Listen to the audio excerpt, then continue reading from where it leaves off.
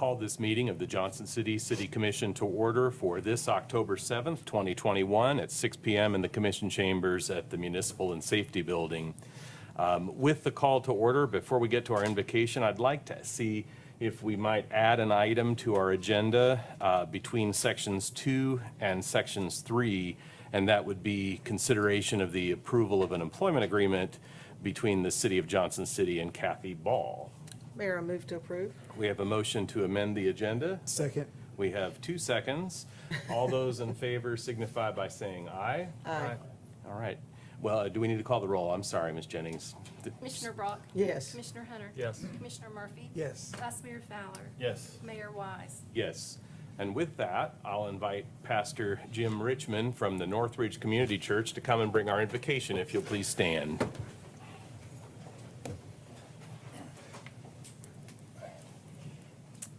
Let us pray. Father, we just come before you tonight, and first of all, thank you for our country. Thank you for our state. Thank you for this jewel of a city that you've allowed us to live in. God, we thank you for these ministers of the community that are in front of me right now and all that they do and all that they pour into our community. God, we just lift them up to you tonight. We pray, God, first of all, that you'd encourage their hearts as they continue to lead during difficult times, as they often only hear from people when people are upset.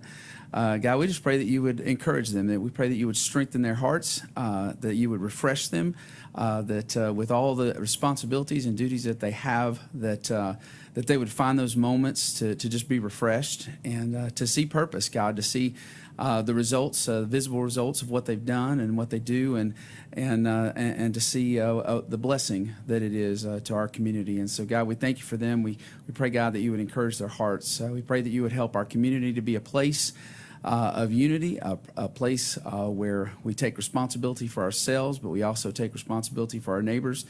And God, that you would just make this place a shining light for you. And God, we thank you for the amazing tenure of our city manager and all that he has poured out and all that he's done. And we pray your greatest blessings on our new one as well as she comes in and fills that role. And so, God, we just thank you for the opportunity to be here. We thank you, God, for the things that are on the docket tonight. And God, we ask that you would just help there to be a spirit of unity and purpose in the things that are dealt with this evening. God, we pray it in the name of your Son, Jesus Christ. Amen. If you'll face the flag for the pledge. I pledge allegiance to the flag of the United States of America and to the republic for which it stands, one nation, under God, indivisible, with liberty and justice for all. And Mr. Peterson, I jumped the gun. I believe we have another little detail to attend to as a part of an initiative. We have some guests with us from the Gatton School of Pharmacy, and to make sure we send a clear message about the value specifically of flu vaccines, but vaccines generally, those students are here to administer our seasonal flu vaccine.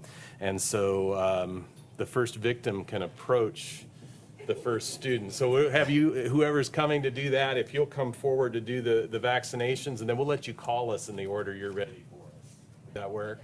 We'll all come on down. Okay, line up. All right.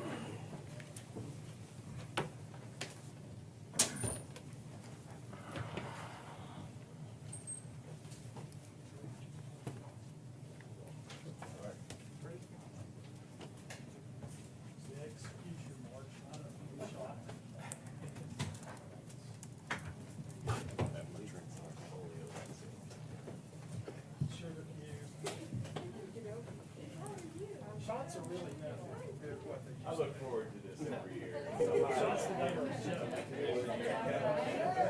I want Tim to give you my shots.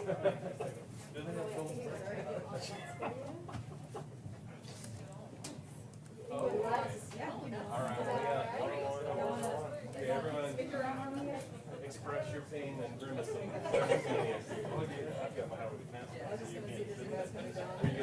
Yes, sir. Please.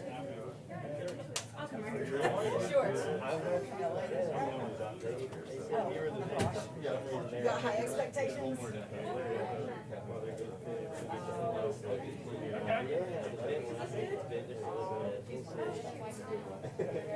Sorry.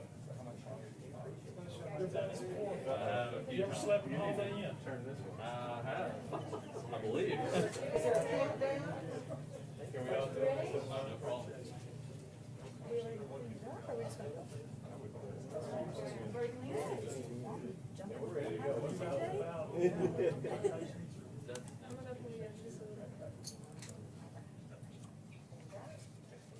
Yay! We're on page 8.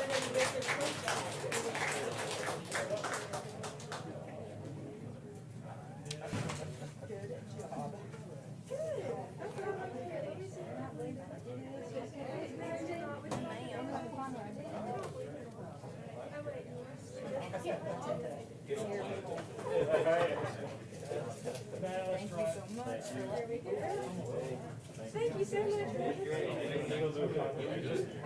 We'll still be here. Thank you, sir. Really? Now, Well, I'm glad I could give it to Kenzie you. need insurance cards. I'll get you. Yeah, yeah. That's too much detail. We'll do all Yeah, this. they're good. And I need a copy of this. So I gotta have that. Yes. I have to have the receipt that I got that, so I can turn me into the hospital.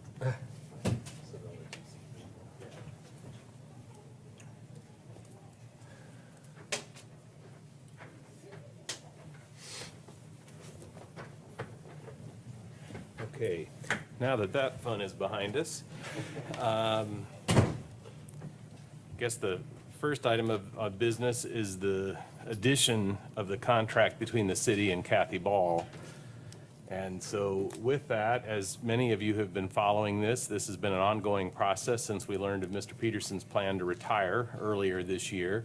And so it is after quite a bit of working through finer details that I'm pleased to say we have an agreed upon contract to bring to the commission for consideration.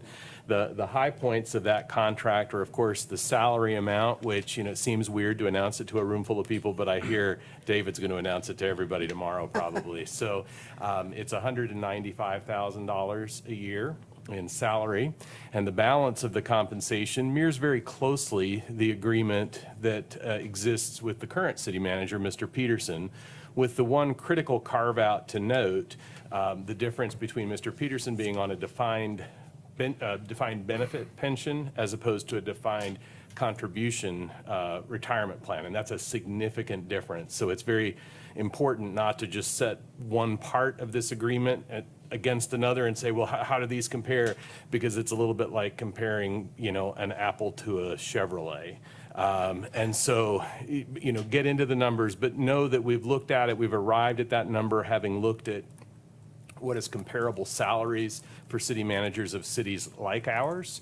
And so it is with that I bring you this recommendation that's been forwarded to the commission this afternoon, hot off the presses, if only we still use presses. And I would ask for commission comments or questions or action. I would move for approval. We have a motion, I'll second. we have the second, and then any discussion or questions? First, Mayor, I'd really like to thank you. I know you've spent a great deal of time working with Mrs. Ball and with our recruiter who helps with these kind of things. And it's been a long process, I know, for you this week. So thank you for doing that. I think there is so much experience and qualifications of Mrs. Ball that, you know, this contract agreement matches that, and we want to stay on top of it. So I'm very looking forward to voting for it in just a minute. If there's nothing further, we'll call the roll. Ms. Jennings? Commissioner Brock? Yes. Commissioner Hunter? Yes. Commissioner Murphy? Yes. Vice Mayor Fowler? Yes. And Mayor Wise? Yes. So now we've got the contracts here, lest we let Ms. Ball leave the room without signing the contract. We have that, and I'll invite her and both her and her husband to come forward just so we can introduce them to everybody who's here, and then we will step out briefly to be available if there are reporter questions that need to be addressed. Meanwhile, the meeting can continue, and I am leaving a plethora of proclamations in the capable hands of Vice Mayor Fowler and Commissioner Murphy. So I'll invite Ms. Ball and Jeff Long forward.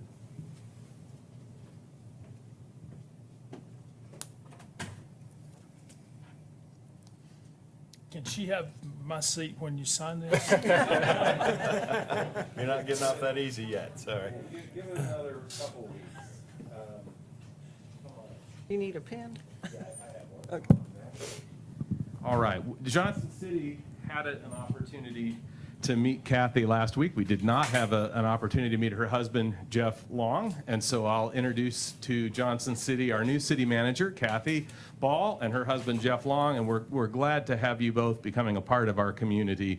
And in addition to that, we have some of Kathy's extended family. As many of you know, she grew up in the Temple Hill area of Unicoi County, and so some of her family are with us as well back here in this general vicinity, and so we welcome them as well tonight. So without further comment for now, we'll go ahead and start signing this.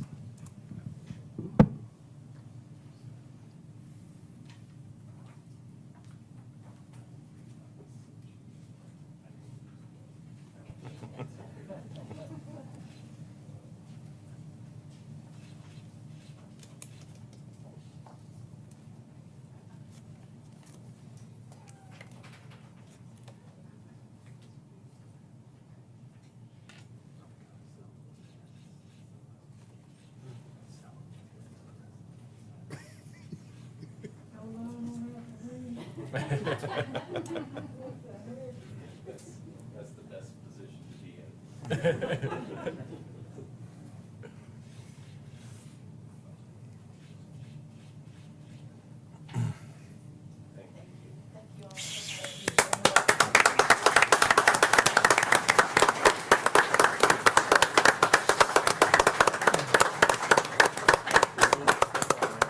And Vice Mayor, if you'll take it from here, I'll be back in a minute. All right. Mr. Peterson? Your next order of business is consideration of approval of the minutes of your meeting held on Thursday, September the 16th. Do I hear? Move for approval. Second. We have a motion and a second. Ms. Jennings, when you call the roll? Commissioner Brock, Yes. Commissioner Hunter, Yes. Commissioner Murphy, Yes. and Vice Mayor Fowler. Yes. Next order of business is consideration of the minutes for the special called city commission meeting, which was held last Thursday, September the 30th. So moved. I Second. have a motion. Do I have a second? Second. I have a motion and a second. Ms. Jennings? Commissioner Brock, Yes. Commissioner Hunter. Yes. Commissioner Murphy, Yes. Vice Mayor Fowler. Yes. And at this time, we will begin proclamations, starting with recognizing American Pharmacists Month, and you've already administered the flu shot, so thank you very much. So if we could ask you folks to come forward, we'll present a proclamation recognizing American Pharmacists Month.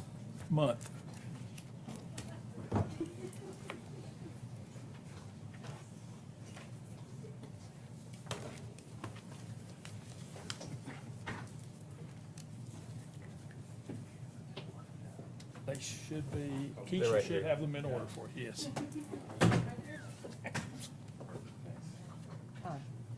Welcome again. Micro.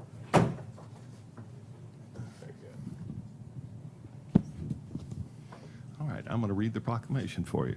Whereas pharmacy is one of the world's oldest health professions and is dedicated to the health and well-being of all people, and whereas there are 300,000 licensed pharmacists licensed in the United States, providing services to ensure the rational and safe use of all medications, and whereas pharmacists have demonstrated their value to our community as essential, accessible healthcare practitioners during public health emergencies and every day, and whereas pharmacists are ideally suited to work collaboratively with other healthcare providers and patients to improve medication use and outcomes by providing services through medication therapy management, and whereas in addition to their expertise, pharmacists provide a high level of accessibility, particularly in the Southern Appalachian region, which has been served by the ETSU Bill Gatton College of Pharmacy since its establishment in 2005, and whereas the American Pharmacists Association annually declares October as American Pharmacists Month. Now, therefore, I, Vice Mayor Fowler, in place of Mayor Wise, do hereby proclaim October 2021 as American Pharmacists Month in Johnson City, Tennessee, and urge all citizens to acknowledge pharmacists for the safe and affordable pharmaceutical care, patient care services, and products they provide. And I should have done this first. This is the Dean of the Pharmacy School, Ms.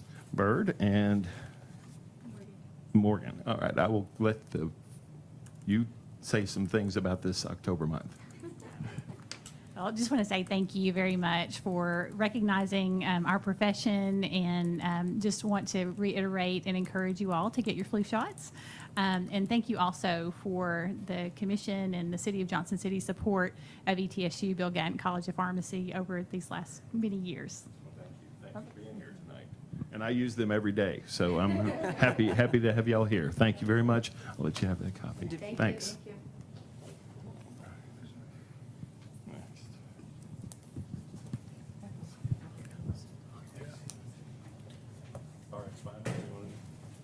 The next proclamation, we'd like to call RxBio to come forward.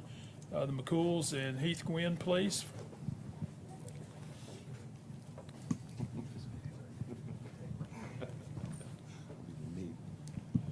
Evening.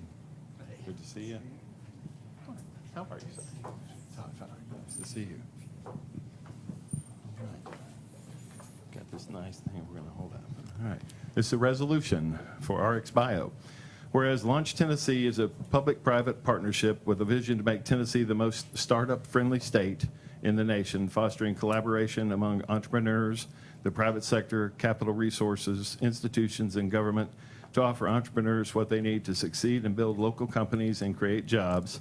And whereas for 4 years, Launch Tennessee has offered a small business innovation research and small business technology transfer matching funds grant program to advance the commercialization of technology, innovation, and job creation across the state. And whereas to date, companies receiving these matching funds have created over 500 direct jobs and brought over $146 million in economic impact to Tennessee. And whereas Launch Tennessee was able to match and support 44 startups driving innovative technologies all across the state, including Johnson City's early stage pharmaceutical company, RxBio. And whereas RxBio works to discover and develop novel and proprietary medications for the benefit of humankind and met the grant requirements for contributing to the overall economic development of Tennessee and supporting entrepreneurship and innovation across the state. And whereas the SBIR STTR matching funds grant is very competitive, and Northeast Tennessee has historically had very few to receive this $100,000 award. Now, therefore, I, Todd Fowler, Vice Mayor, in place of Joe Wise, Mayor, congratulate RxBio for achieving this outstanding recognition and honor, and extend appreciation for their outstanding service to our community, state, and nation. Thank y'all very much. I'll let y'all speak. Thank you very much. We are a well-kept secret in Johnson City, and we are developing under contract to the National Institutes of Health and other agencies of the federal government. We are developing a drug to be used as a countermeasure once unintended exposure occurs to lethal radiation. So our drug allows you to take the drug after the exposure and not die. Which we like a lot. Thank you. Anybody else want to speak? Yeah. We are really excited to be here tonight, especially for this. I am Heath Gwynn. I'm the president of Sync Space, which is the Launch Tennessee partner for Northeast Tennessee. And the fact that this grant program is now available and being more promoted allows us to help highlight companies like RxBio who are doing world-class things in our neighborhood. A lot of times we don't necessarily see them all the time, but they're doing things that are making a major impact around the world. And we're just happy to be part for this program and have them win this for Northeast Tennessee, Johnson City specifically. Thank you. Appreciate it. Thank you very much. That's there. Thank you. Thank you. Appreciate it. Great. Thanks for being here.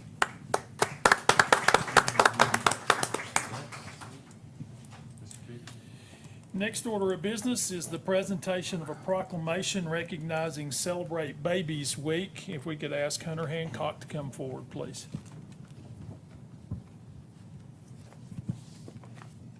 Thank y'all for being here.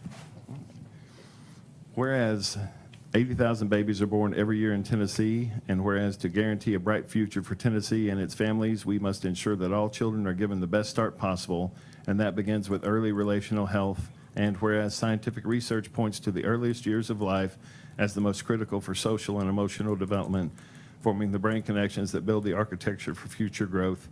And whereas the most crucial ingredient in laying a healthy foundation is caring, nurturing relationships with parents, caregivers, teachers, professionals, and the community as a whole.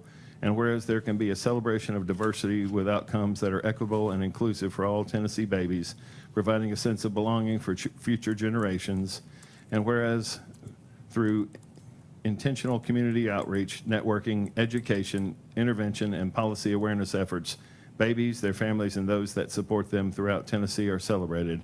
Now therefore, I, Todd Fowler, Vice Mayor for Joe Wise, Mayor of Johnson City, I do hereby proclaim October 18th through 22nd, 2021 as Celebrate Babies Week in Johnson City and urge all citizens to work together for the health of the next generation. Thanks for being here. All right. And if you introduce yourself. Yes, I'm Hunter Hancock. I'm the community liaison for the Association of Infant Mental Health in Tennessee. And with me, I'm Michelle Mosier. I am a board member of AIM High Tennessee and a faculty member at ETSU. and also I'd like to recognize Dr. Kim Hale, also a professor at ETSU and one of our long-term supporters as well.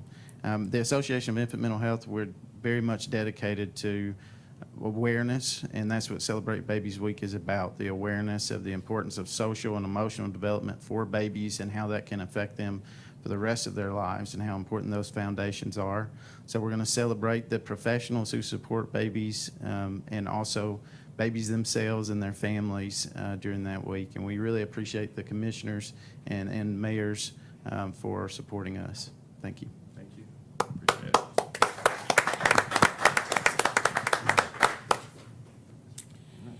Your next order of business is a presentation of a proclamation recognizing domestic violence awareness.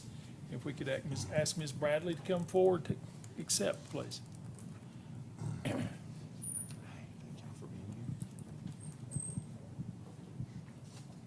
Come on up, Chief. Whereas domestic violence violates an individual's privacy, dignity, security, and humanity through systemic physical, emotional, sexual, psychological, and/or economic control and abuse, and whereas the problems of domestic violence are not confined to any group of people, but cross all economic, racial, gender, educational, religion, and societal barriers, and the City of Johnson City is committed to help prevent domestic violence and address its brutal and destructive effects. And whereas victims of violence should have access to medical and legal services, counseling, emergency and transitional housing, and other supportive services so they can escape the cycle of abuse. And whereas important partnerships like Johnson City, Washington County Family Justice Center have been formed among criminal justice agencies, healthcare providers, allied professionals, and victim services to assist victims of domestic violence and their families. And whereas it is important to recognize the compassion and dedication of the individuals who provide services to victims of domestic violence and work to increase public understanding of this significant problem. Now therefore, I, Todd Fowler, for Mayor Wise, City of Johnson City, in conjunction with the National Network to End Domestic Violence and the Washington County Johnson City Family Justice Center, do hereby proclaim October 2021 as Domestic Violence Awareness Month in Johnson City and urge all citizens to make a personal commitment to create a domestic violence-free community. Thank you all very much. Would you like to introduce yourselves and tell us a little bit about it? Okay. I'm Star Bradley. I'm the director for the Johnson City, Washington County Family Justice Center. We're an umbrella under the Johnson City Police Department. We provide services and resources for victims who experience domestic violence, sexual assault, and human trafficking. Thank you to the mayor and commissioner and city manager for supporting and leading efforts in our community to raise awareness for domestic violence for our victims. Thank you. And we have Tina Johnson. Hi, I'm Tina Johnson. I'm the director of Frontier Health Safe House, and we have a domestic violence shelter here in Johnson City. And just want to thank Star and the Johnson City Police Department for helping us keep our victims safe and our staff safe and our shelters safe. I'm Carl Turner. I'm Chief of Police in Johnson City. And I just want to thank Ms. Bradley and her staff and also our partner agencies at the Family Justice Center for providing services to victims of domestic violence and sexual assault and helping them in their healing and also helping them navigate through the legal system as they prosecute cases and help prosecute cases for domestic violence offenders. So thank you. Thank y'all for being here. Appreciate it.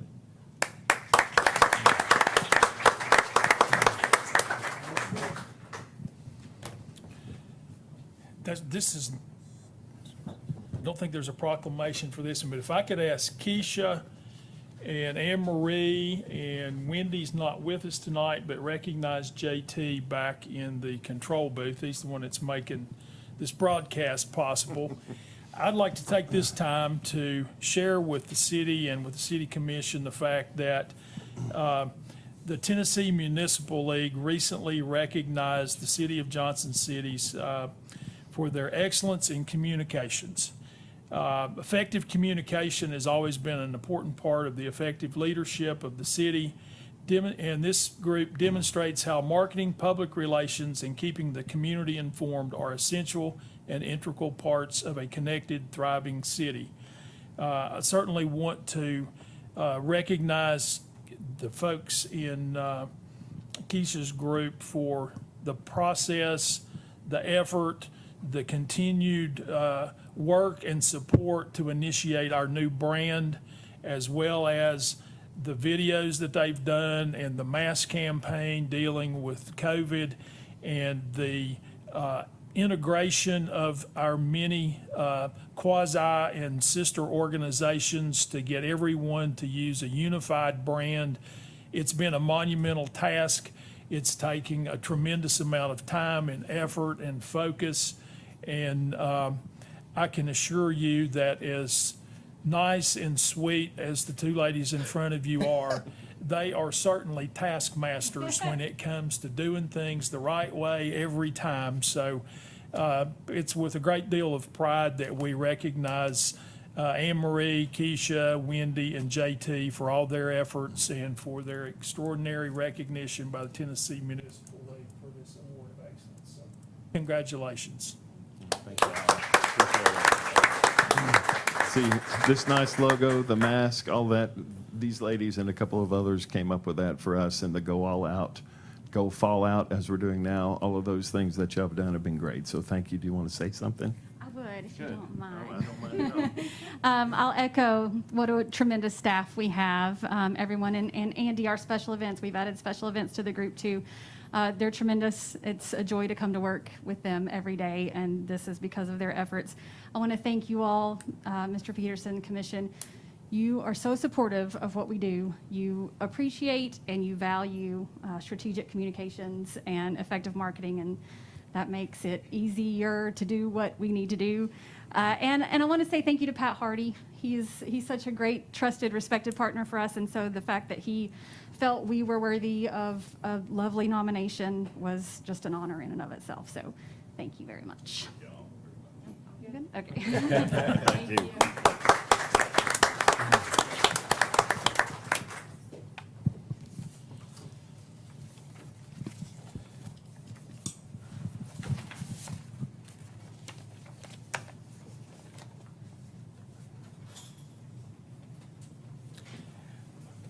Commissioners, at this time, I would like to invite representatives of Carter County. I assume Mr. Googe, Mayor, if you all would come up, they'd like to talk to us a little bit about the Tweetsie Trail. So we'd like to welcome you all in tonight. Good evening. Is this thing on? Yes, it is. Okay. Thank you very much for giving us this opportunity. I'm Ken Googe. I'm chairman of the Carter County Parks and Rec Board, and was a member of the Tweetsie Trail Task Force a few years ago. And I can't tell you how proud I am to have been a part of that. It was really a great experience. Let's see if I can get this thing started here. Okay. Let's see. Slideshow. Oh, there we go. Okay. All right. Back in the spring, Carter County was given a parcel of land that included the Tweetsie Railroad's right-of-way between Valley Forge and Hampton. It's about 1¼ miles long, beautiful, beautiful section. Here you can see the land itself. Let's see, can we get the... This is the Valley Forge side. You can see that here the land runs between Highway 19E and the Doe River. Comes down here, we cross the river, we go through the tunnel, and on the Hampton side, it goes up alongside the river until you arrive at Railroad Street in Hampton. Now, the tunnel is in great shape. That's my 6'2" son to give you some perspective. The road on the Hampton side is in fantastic shape. We don't have to do a thing except maybe 2 culverts and a little gravel. On the Valley Forge side, the road isn't quite as good right here, but still very usable. But what we'd really like to do is use the Tweetsie's rail bed over here if we can work out some problems. Part of it's on private land, and 300 yards roughly no longer exists and is going to have to be rebuilt. We do have one serious issue, and that's how do we get across the river. The only way across the river right now is that old bridge, okay, and it's in very poor condition. Right? It's usable. People are across it literally every day, but we'll get back to that in a minute. If we don't get anything else out of this, Carter County is going to have a small park. We're calling it the Tunnel Trail. That's the working name. We've got some minor issues. We've got one major issue. If TDOT and our insurer will play ball with us, we think everything will work out. But what we really want to do, we want to expand the Tweetsie Trail. Now, the section shown in green, that's what we own. That's going to be the Tunnel Trail. But on the Hampton side, it's only 2 miles back to the Elizabethton trailhead of the Tweetsie. On the Hampton side, it's less than 1 mile up to our little park called Greenbridge Landing, which is directly across the highway from Hampton High School. And all of that is public right-of-way. A very simple matter to expand the trail. Right now, we have about 9.7 miles of trail. When we're done, we'll have almost 50% more. It would be over 14 miles long. If you include the extension back to ETSU, it's 16 miles. And it's absolutely gorgeous. Now, there's some pretty spots on the Tweetsie Trail, but it doesn't compare. It's just absolutely gorgeous. At Greenbridge Landing, I just happened to be up there one day and took this picture. This is pretty much a normal day up there. There are always whitewater paddlers getting into the river or getting out of the river. There's always fishermen. There's always people picnicking. There's good lighted parking. We're ready for the trailhead right now. At 9.7 miles long, the Tweetsie is a great local trail. We're getting, what, 100,000 visitors every year? Is that what it is? At 14 plus miles, it is a legitimate tourist attraction. I know because my wife and I travel frequently to ride rail trails. We've been from Washington, D.C. to Greenville, South Carolina, and we've got lots of other trails on our bucket list. So people will come from hours away to ride this trail. Now, the Tweetsie by itself is a great project, but what makes it a killer project is that it gives access to the watershed mountain bike trails in Hampton. And I'm going to let Wesley Bradley from the Southern Off-Road Bicycle Association, SORBA, talk to you a little bit about that. Good evening, Commission. So the thing that I want to focus on tonight with the mountain bike trails, I don't want to get into the specifics as much of the trail system at Hampton because you all have your own awesome trail system just right up here on the mountain. But the thing that I think that's most important to think about with this project is we're connecting 2 major trail systems together, which no other place in the greater area of Northeast Tennessee and Southwest Virginia has that currently. And having that greenway connection is, I think, very valuable in seeing that model play out well in other areas, such as Bentonville, Arkansas. Jenny, I know you have been there and seen that and know how well that works. And I think having the watershed and tannery put together will be a wonderful thing. This just gives you a quick overview of where the watershed trails are in relation to the two schools. You got Hampton High School down here and Hampton Elementary School, so it's a great place for the trails to be at. That's the existing trail system, and we've got this is our partners. We have jumped into a master plan to expand this trail system, and that's currently what we're working on right now. This is going to be our expansion project, and we're going to be up to almost 12 miles total of trails on this trail system once this is complete. We actually have the blue trail here with the arrows funded, and a trail builder is on his way to come build this for us this fall, and hopefully we'll have it open in the spring to have a new trail on this trail system. This is some of the views you can see from the trail system. And it's absolutely incredible. That's that whole mountain range right there is Jenkins Mountain, looking from the second knob, which is where the new expansion will go to currently. We also want to do a skills park. So I'm sure you all are familiar with your pump track up top. We want to have a pump track too, and have some skills stuff to be able to develop down at the lower end of the trailhead. This just gives you a couple of renderings of some of the elements that could be in the skills park, and we're currently working out the details of all that right now. That's what our pump track would look like, and there's your all's pump track right there. So basically this greenway connection could potentially connect two different pump tracks. And I think what it does for us really well is sets up as a mountain bike destination. All these little points on this map represents current trail systems that we have. And our Irwin is getting ready to open another trail system right here soon too. And I think just the value of having the Tweetsie Trail connecting two of these major trail systems will make us a hub together as a region.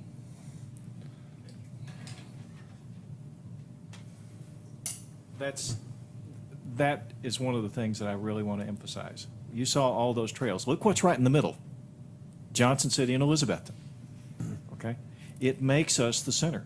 People will come here, they will stay, they will eat, they will drink. They'll drink. They'll drink some more. And then they'll go ride mountain bikes all over the region. Okay? This becomes the hub for that. But it's not just the mountain biking. We've got some of the best road cycling around. We already have the premier road race in the state, the Roan Grown.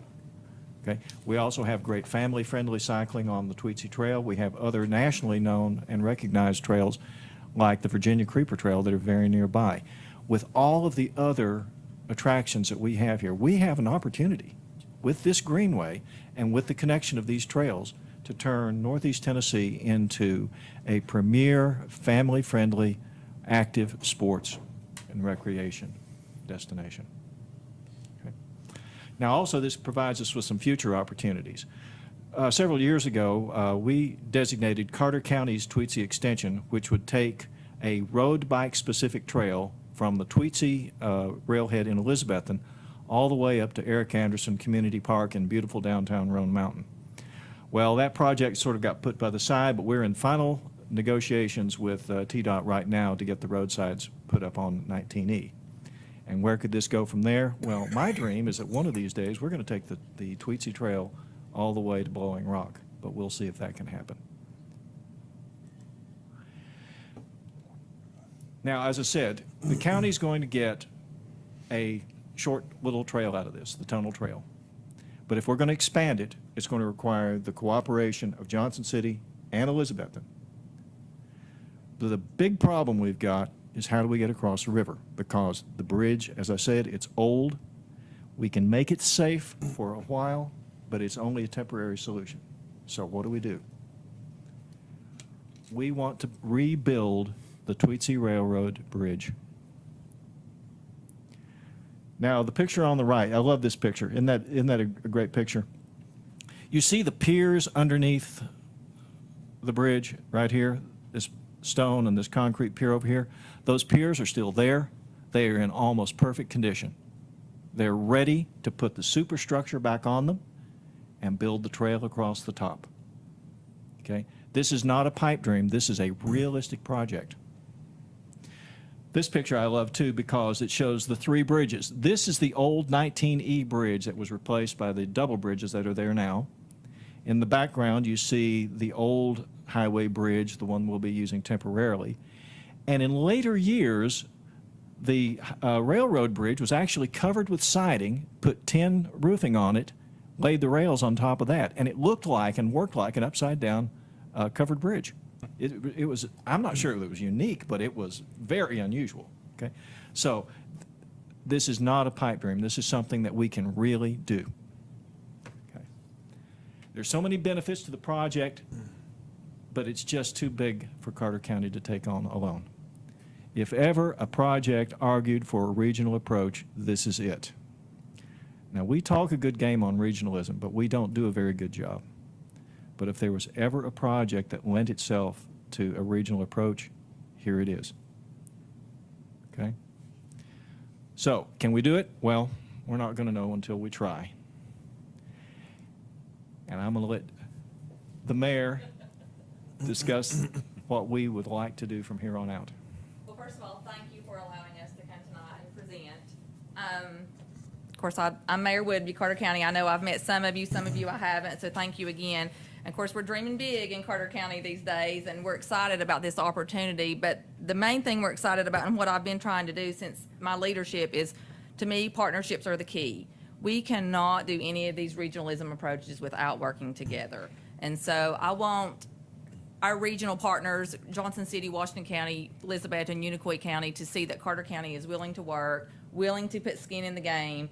Our county commission has already funded the $79,000 to do the bike shed trails. So we've got a commission that's working together. We're really seeing the opportunities that Carter County is unveiling. So our goal and our ask here tonight is really a written endorsement for the project from the Johnson City Commission, just allowing us to see that, hey, you guys maybe would support us in the future as we move on with this.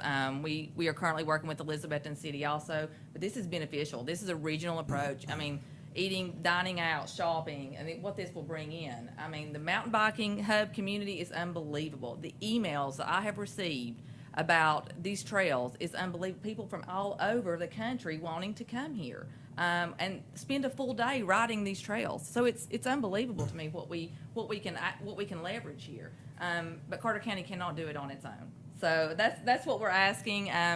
And we're really willing to work and do what it takes to bring this community to the forefront, not just for Carter County, but for the area, for the Northeast Tennessee region. So that's kind of our ask and our presentation. So you know, we're gonna stick to it and see what we can do.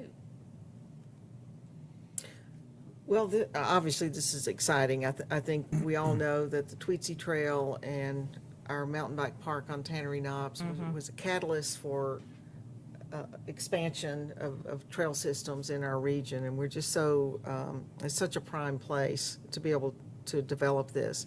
Just one quick question on the mountain bike trails that are in process or already existing.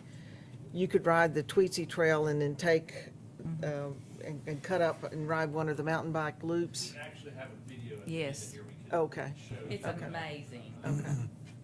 That this was actually just cut last week, and it's kind of features what you can do right now, ride through that corridor, go through the tunnel, over the old bridge, and get to it via using the public right of ways. It's not going to the internet. Are we not connected? And they're riding these trails right now as is. I mean, we've done nothing to them other than, take the property on. But people are riding them. It's unbelievable. Just your cat in the written key.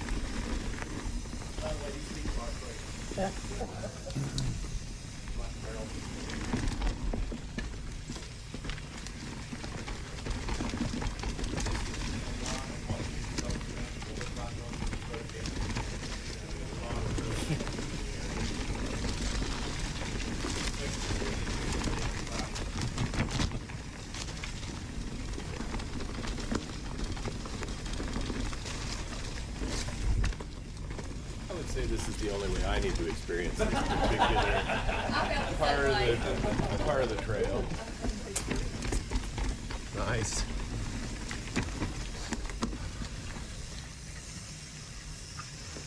Okay.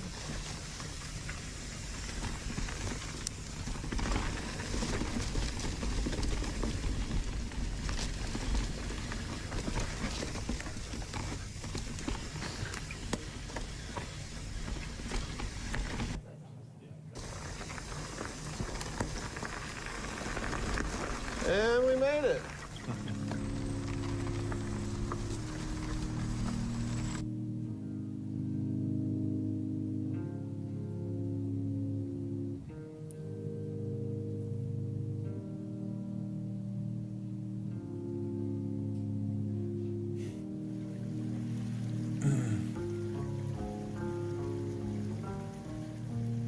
That's what we currently have. Yeah. Without anything right now. Of course, the Carter County has funded the Hampton Watershed Trails, and we're starting those phases right now. First phase has been fully funded, so. Have y'all, Ken, are y'all working with the regional outdoor task force that's through NetRep? Have they gotten involved in this in There any have way? been some discussions. Uh-huh. Right now, this is in Carter County Schoolhouse. Okay. We're in the process of trying to build the coalition that's going to be needed to do this work. Because they have access to grants and things like that, which. Yeah, Mitch is aware. Yeah. Mitch and I have spoke, and Sure. he's aware of everything that we're trying to do also, yeah. And I've got a representative from First Tennessee Development District here also tonight, just to kind of, they're keeping up with the grants and seeing what we're trying to do. And so this is kind of the first, making everybody aware that Carter County's ready to put some skin in the game to make this happen for our region. And we ultimately see that Elizabeth and Johnson City is the hub. I mean, this is a game changer for us. It's a game changer for tourism, and we want to leverage our natural resources, and will bring unlimited people here, I believe. What is your sense of what that bridge is gonna cost? That's what we were discussing tonight. It's what do we say about $500 to $700,000, depending on, how well we want to trim it out. If you had an engineer look at it, But we're in the process of that. just for what it's worth, I'd have an engineer give you a number before you paint yourself in the box publicly. We've done some back of the envelope calculations, and an engineer has looked at it, but it's quite a while. Yes, we're working on those things right now, and we're hoping to be able to make a presentation to the governor here pretty soon to see if we cannot get some help from the state. And just back of the envelope, we're looking at for the expansion of the Tweetsie Trail, rebuilding the bridge, and also, which as a separate project, is the mountain bike trails. We're looking at $1 to $1.25 million. Well, remember, next fall's an election year, and the state's got all kinds of money right now. Don't lose sight of that. We know. So, We need you to say, yes, we want to do this. Yes, we see the value in this. Yes, we endorse this project. And that's the ultimate ask here this evening, just the endorsement from the commission, and want you to see the value in it, and want you to realize that Carter County is willing to jump into this and do what we need to do to see how far we can get with it. So Like, often. you don't know until you try. Yeah, so often when we talk about economic development, we talk about those factors that limit us in East Tennessee, inadequacy of flat land for manufacturing or distance from large metro areas. And so I remember years ago when Tannery Knobs was just an idea, going up there with Ralph Van Brocklin. And we went up there for the tour and saw these views we never knew that Johnson City had, and they were talking about it, and Ralph and I started asking questions about kind of in sort of rhythm, and it went something like, so you mean other places don't have this, which we kind of already knew, but like, what would it take to make Tannery Knobs a mountain bike park that would put us on a map for mountain bike? Not just every city has one of those, and the opportunity present in that and the Tweetsie is significant. And so we've got our investment in the Tweetsie Trail. If there's a way that we can be supportive of further investment in that, making it longer, I for one would be, thrilled to be supportive of that. And I think the city manager has pointed out, I don't know if you've done it publicly here, but the opportunity to connect some of the state resources that are around it. If I'm repeating things that you all have already talked about in here, I'm sorry. But, you know, you're already going by Sycamore Shoals. It's not that far to get to Tipton Haynes or potentially Rocky Mount or Roan Mountain. And to think about how that might draw people here is, you know, a whole nother exciting notion. Well, when we started talking about Tannery Knobs, this weekend, Sorba is having the first mountain bike race, timed race, up on Tannery Knob. I found that out this morning. When you So when you said- registered? I have not registered. Actually, I checked registrations this evening. There's people coming from Minnesota, Texas, Yeah. all around. I looked at Google, and I was like, whoa. This is Yeah, so that if you build it, they will come actually means if you build it, they will come. So I was pleasantly surprised. We're already getting those kind of activities on this right up behind us here. And if you're not talking into the microphone, people at home aren't hearing it. Yes. Says the Consider this. control room. When the watershed trails are finished, that trail is going to go almost to the top of that mountain. It is going to have the same vertical drop as Sugar Mountain Ski Resort. Talk about a mountain bike race. Talk about something that's going to bring people to the region. Yes, I don't huge think, opportunity, there's huge any- opportunity. Anything that we could say, except it's going to be a benefit to be able to extend the Tweetsie Trail, and if it gets to Roan Mountain, one day would be great. If it goes to Boone, that'd be great. If it goes to Damascus, it would be even better, and connect with the Creeper Trail. But I think one of the other winners in this, you were talking about Johnson City and Elizabethton, but I think Hampton is going to be a huge winner. The beauty of it up there is just, I mean, magnificent, but it's going to bring a lot of people and tourism into that area. That's going to be. It's going to help in so many ways. I mean, you're going to have people come and spend a full day, if not spend overnight here, and access our amenities in each of our communities. So it's a win-win for all of us. And I want to be able to share that with all of our communities. It just helps us all. So that's the ultimate goal I see as part of the regionalism effect. It's just not for Carter County. It's for Washington, Johnson City, Elizabeth, and Unicoi, and the powers that may be on throughout. So I think it's a wonderful opportunity, and I hope we can see it all the way to Roan Mountain. But I think when we have partnerships that want to see this through and stick with it, it can happen. Well, here's I think it another can thing happen. for us to consider too. Carter County is part of our MSA.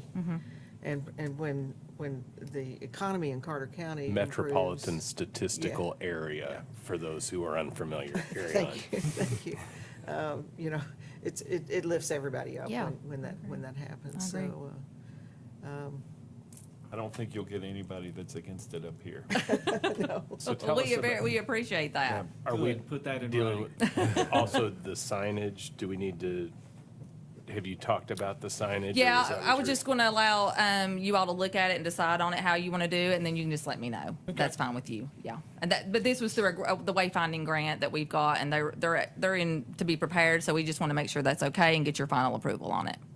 Well, I would What I suggest- had responded to the mayor was to make the presentation tonight, because I knew y'all hadn't seen it, and to let us get back to them in 2 weeks with a decision. Yeah, That way that's the fine. park board could look at it, and you all have a chance to look it over. And Get the right verbiage. Oh. I That's mean, it perfect. looked good. I mean, That's perfectly the fine. locations and everything. I think they look very nice. Yeah, and their uniform and everything will look They're going to uniform. be too. on the trail or directing people from right-of-way adjacent to the trail? I'm not.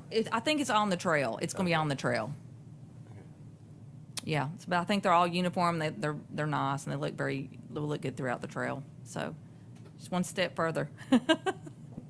When do y'all think you'll be getting the bridge, kind of begin to nail down the cost of that?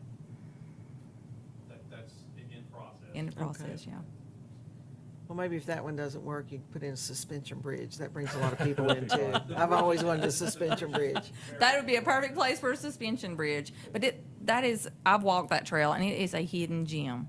It has been just there, and people are using it because it's been kept maintained by the Elizabethton City Water Department. So, I mean, when I walked it with my little boy, I mean, people were just all over it, walking it, just local people out and about, even crossing over that rickety bridge, and people are riding their bikes across it, but there's still, that's that's bringing them now. Imagine what will happen when we improve those trails and put that bridge across there. It's amazing. So I'm excited about it. Very good. Oh, we may have to come up. Thank you. Yes. So we will keep you updated, and if we could just, like I said, get your endorsement on this project, a written endorsement, that would be helpful right now. And as we get the engineer moving on the bridge, keep you updated on that also. If you have specific things you would like us to say Okay. in an endorsement, if you'll send those over to Mr. Peterson, then we can kind of entertain Let's get that. together on the phone tomorrow, We will. Randy. Sounds good.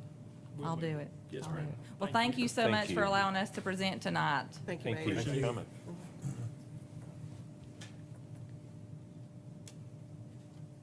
So do you have video too? Because they've just set the bar very high. Pete. I hope you can keep us as entertained as that. Could, but it wouldn't probably involve video. All right, your next order of business is consideration of approval of a certificate of compliance for retail package store doing business as Liquor World of Johnson City, located at 308 North Broadway Street.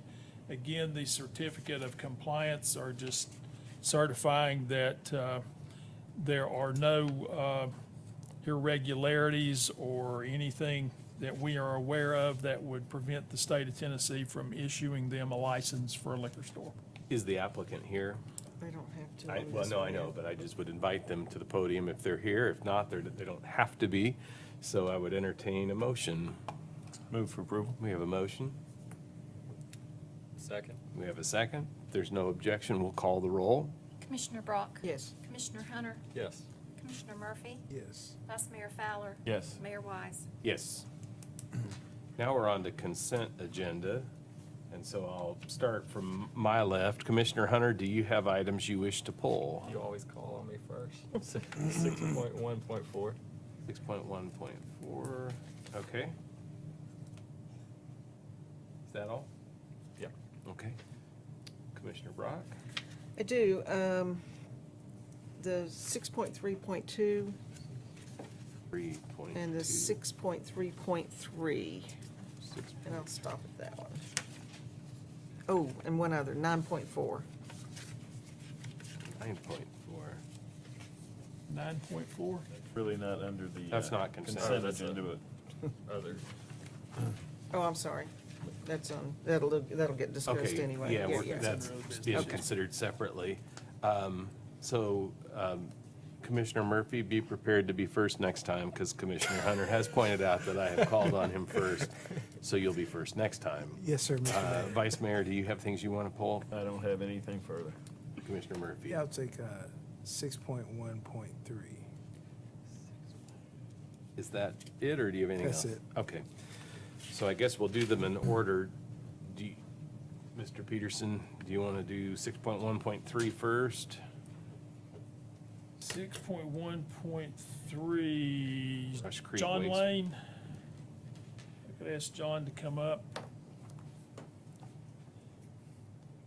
Sorry, I would have given you a heads up on this one, but I didn't know it was coming. Your good job, John. Thank you, sir. So 6.1.3 has to do with the Brush Creek wastewater treatment plant FEMA grant. So y'all probably been to the Brush Creek wastewater treatment plant before. It's our largest sewer plant in the city. About 60% of all the sewer flow goes to Brush Creek in Johnson City. So we actually are in that process of submitting an application to FEMA right now for a $450,000 grant to install a standby generator there. So it's the only, of all of our facilities in water and sewer, it's the only one that does not have standby power that we could use during any type of emergency situation or power outage. So that's what this process is the resolution for the mayor to sign all necessary documents if we actually are approved by FEMA for the grant. So what would happen if we lost power out there for a day or two? We have our, Jeff Dykes' phone would blow up, I promise you. Well, I'm talking about a real But in the disaster. yes, that is true. We've gone through the process before of actually renting a standby generator ourselves. Okay. This would be one that's physically located there all the time that would be able to use whenever we Kick needed on to. Yeah. automatically. Okay. Good. Any questions? Oh, you're welcome. All right. It's good. Next item was the Crown Castle lease. Yes. Crown Castle, that's our Master's Knob tank. I think y'all are familiar with. We did a water tank rehab project there last year.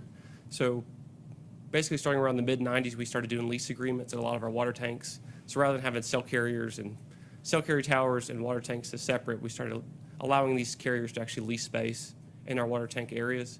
So there's an existing lease that's going from 1994 with Crown Castle, which is for Dish.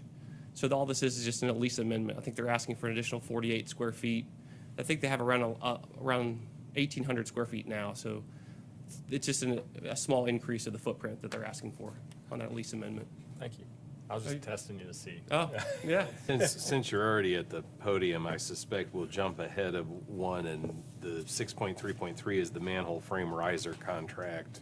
And I suspect Mr. Peterson would have you address that one too. Oh, I'll ask my question about it, if that's all Oh, right. yeah, please. Okay. Are these are the framings that go down into the manhole to build them up to street level? This is like if you're looking at the street surface, just the cover, the frame and cover that you see. So on the bid, it's for a 3-year contract. So we have right around $50,000 per year.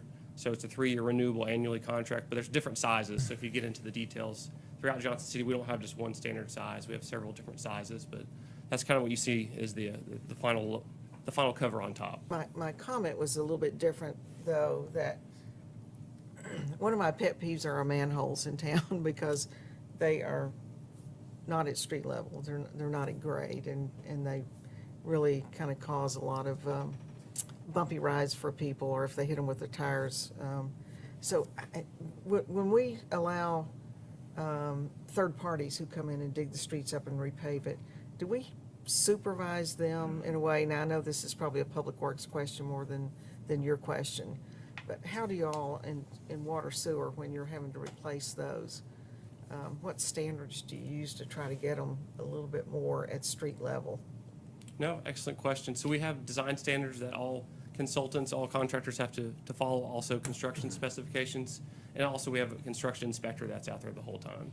So now, like especially on Walnut Street, all new sewer line, the manholes will be centered in a travel lane, so you won't hit it with every tire. So you're purposely trying to center those, so if you're driving over it, you never actually drive over that and hit it every time with both tires, if that helps. But When they're really bad, do we ever go back and try to reset them? we do. So we'd use our own maintenance staff to do that as well. So they actually have risers that you can do to install it, and then we work with Public Works to repave around that. In answer to your real question, we have varying degrees of success with our paving contractor, which we pay to level those things, in doing a job that most of us find acceptable or unacceptable. So it's a constant communication with our paving contractor that you need to raise them, you need to level them out, and sometimes they get them good and sometimes they Not so don't. good. Well, I Would think that be fair, Brandon? I think we need to raise the standards. So the item on the agenda is the frame riser contract. Yes. What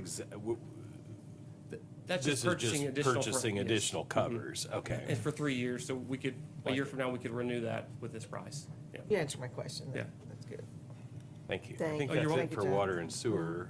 I think the last one, unless I missed one, is 6.3.2, and that's Yes. an IT item. Right. Michael, would you please?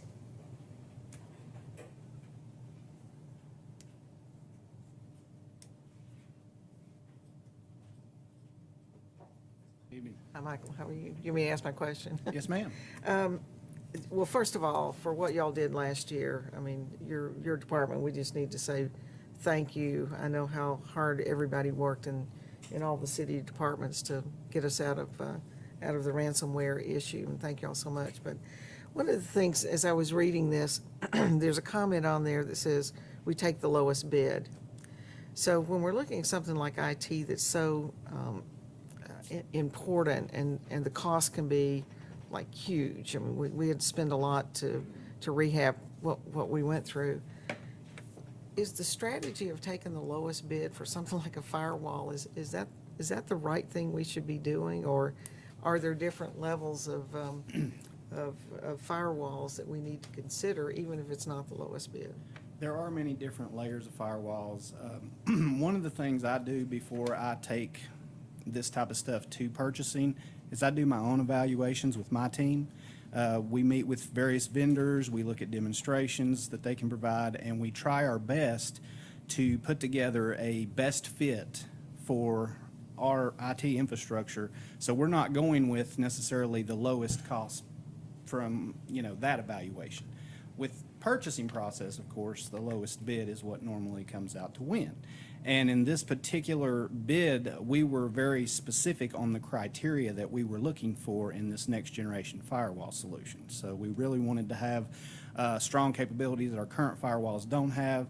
To give you an idea, I spend about 2 hours a day, every day of the week, putting in IP addresses for attacks that we are seeing come from other countries, specifically Russia and China, quite a bit from the Ukraine as well.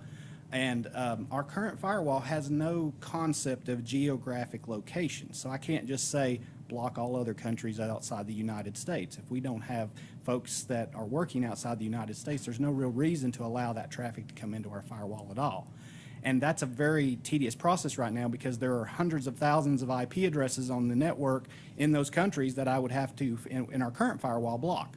With these next generation firewalls, we have the ability to just say, only the United States is allowed, anybody else we block from an incoming standpoint. So we did a lot of evaluation before we ever took it to purchasing. And I feel confident that the solution that we have come up with, even though the particular vendor, SHI, came in with the lowest bid, is the best fit for us moving forward on our edge firewall solution for the city. Good. Thank you. You're welcome. Thank you. Thank you. Michael, while you're here, Yes, sir. why don't you share with them about how many incoming communications that we block a day and how many that you feel like are legitimate threats? Thousands. Our monitoring system, blocks a number of different things and alerts us to a number of different things. I would say probably 20% of them are truly real threats. Some of the new infrastructure that we've built since the ransomware attack in 2019 help us to mitigate those issues a lot better. I know all of you guys have probably heard about some of the new training we're doing with all the staff. They say around 90% or more of breaches come from a user opening up a malicious email and clicking an attachment or, accessing some sort of link that's within that email that could be malicious.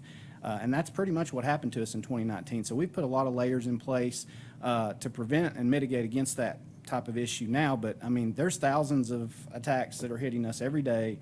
And I would say at least a good 20% of them are legitimate possible areas that we could be breached with.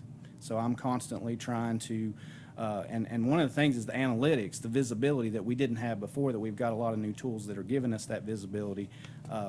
It's an overwhelming task to try to track all of that and figure out which ones are the best ones to address because they could be potentially more dangerous than the others that is just noise on the internet. There's quite a bit. And even with that filtering, messages that are nefarious still get through. Absolutely. And I know I probably send you a couple or three a week, and just to let people know that I've gotten on the city email that it's like, that doesn't look right. We've had emails from local business owners that you'd have looked at on the surface and said, oh yeah, I know who that is, but I wasn't expecting an email from that person today. And but for the fact that I called the sender of the email and said, did you send this to me? And he said, no, I haven't even been in the office today.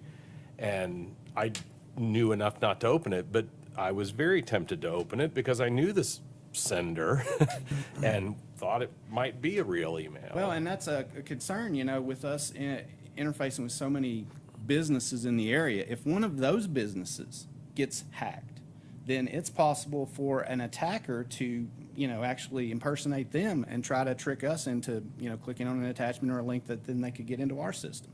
So this cybersecurity awareness training is just so important. And, we've had really good success with it so far. That fish alert system that you alluded to, where you click the button and send it on to that analytics system, is we probably get 50 or more emails a day from our, staff on things that are malicious, and at least a good 10 to 20% of those are true threats that come from, malicious people out there that are trying to sneak into our systems.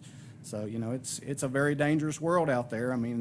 I know I'm not telling you guys anything you don't know already about the breaches we've heard about in the, government and other, commercial businesses all across the United States and, around the world. These guys are not going to stop, and we've just got to, do our best at risk mitigation and putting the controls in place to mitigate that. And there's no way you can guarantee that any solution is going to be 100%, you're always going to have risk. It's just how you manage those risks and mitigate the issues that they can create. So. Will the threat monitoring system on 6.4.1 save you a couple hours a day? It'll help. It'll help a lot. Just having that geographic capability to block all those countries, because the majority of what I do is put those IP addresses into our current firewall. Hundreds and hundreds of IP addresses that are, Russia, Ukraine, wherever, that are, showing up as alerts on our monitoring systems. It's a Well, what lot. you've done is very much appreciated by the staff, because the number of worthless communications coming in has been greatly reduced. My email is a whole lot easier in the last 6 months. That's great. I'm glad to hear But when it. are you going to get your Ray-Bans for $19.99? I've got 2 or 3 pairs to house. Thank you. Well, thank you very much. Thank you all. Thank Thank you so much. Appreciate it. So are there any other items on the consent agenda to be pulled? If there are not, is there a motion? Move for approval? We have a motion. Is there a second? Second. Okay, we have a second. No objection. We'll call the roll, Ms. Jennings. Commissioner Brock? Yes.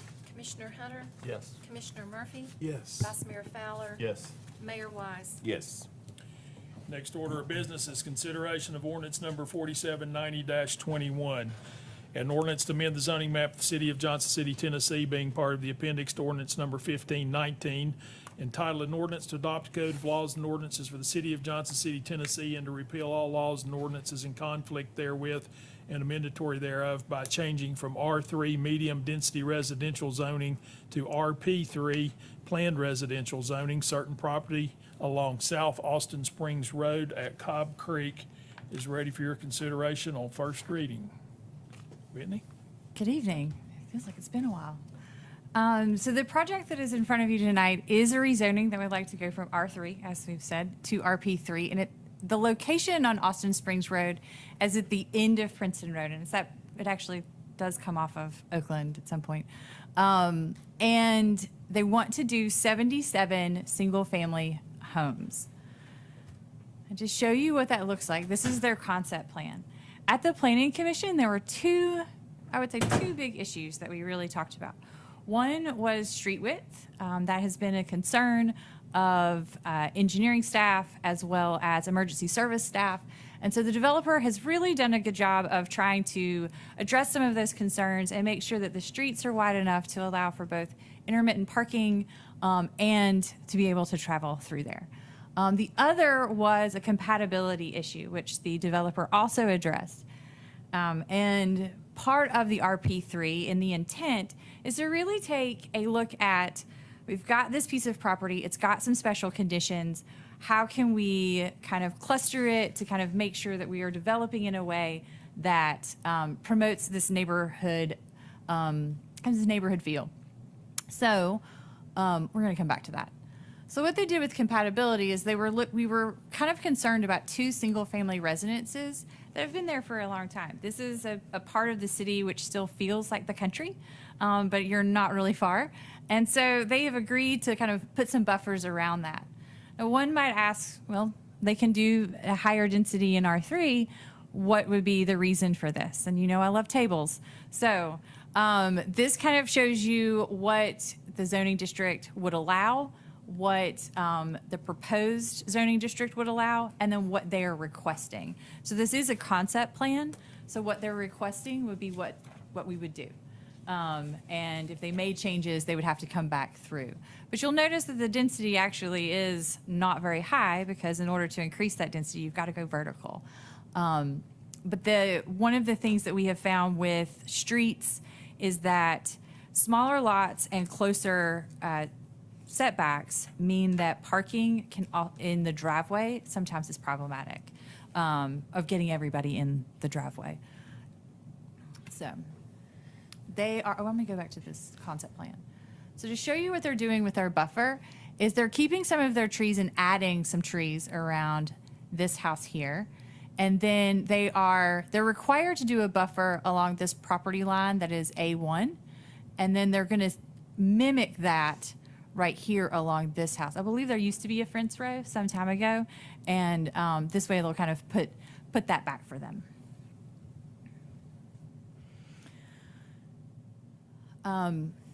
I always have this map in. This shows that this area will be residential. I do think that at some point when we look at the comprehensive plan, we may look at something different because you've got some industrial that's kind of that small scale, I like to call it that little country store kind of thing. Yeah, body shops, that kind of thing. That may not actually go into residential, and so we want to look at that a little bit differently at some point. But it is a mixture of densities.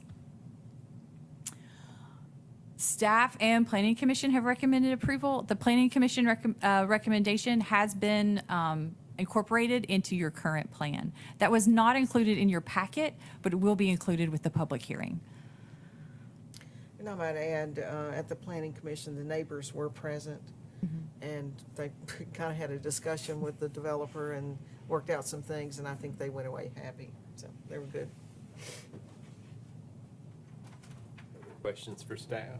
This is, of course, on first reading. Is it advertised for public hearing on second reading? It is. So we'll potentially hear from neighbors again in 2 weeks.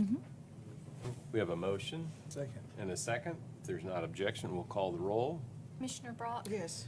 Commissioner Hunter? Yes. Commissioner Murphy? Yes. Vice Mayor Fowler? Yes. Mayor Wise? Yes. Next order of business is consideration of ordinance 4791-21.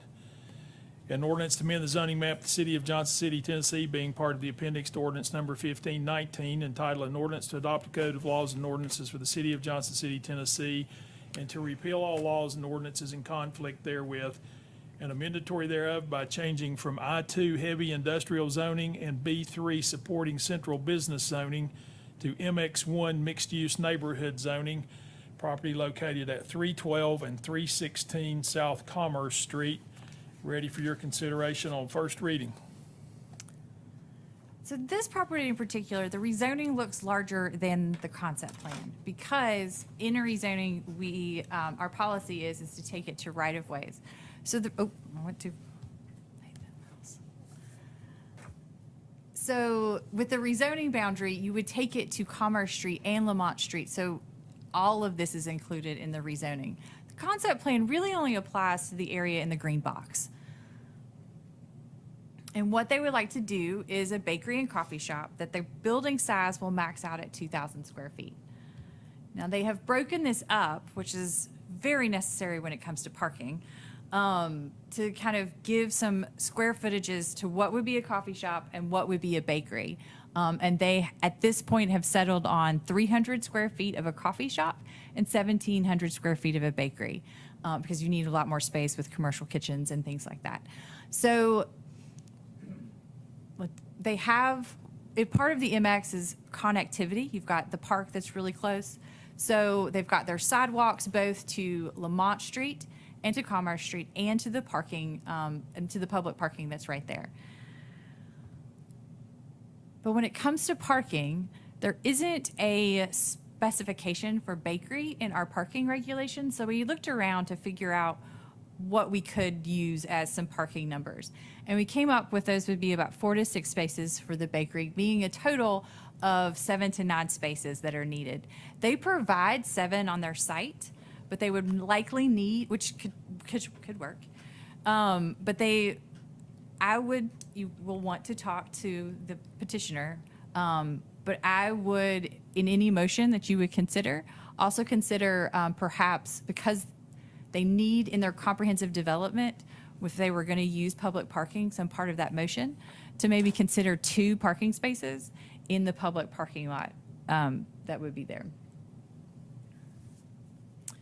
This is the aesthetic that they're kind of going for. I wouldn't say that they are building this building, but this is kind of what they're thinking about as far as rooftops, outside seating, that kind of thing.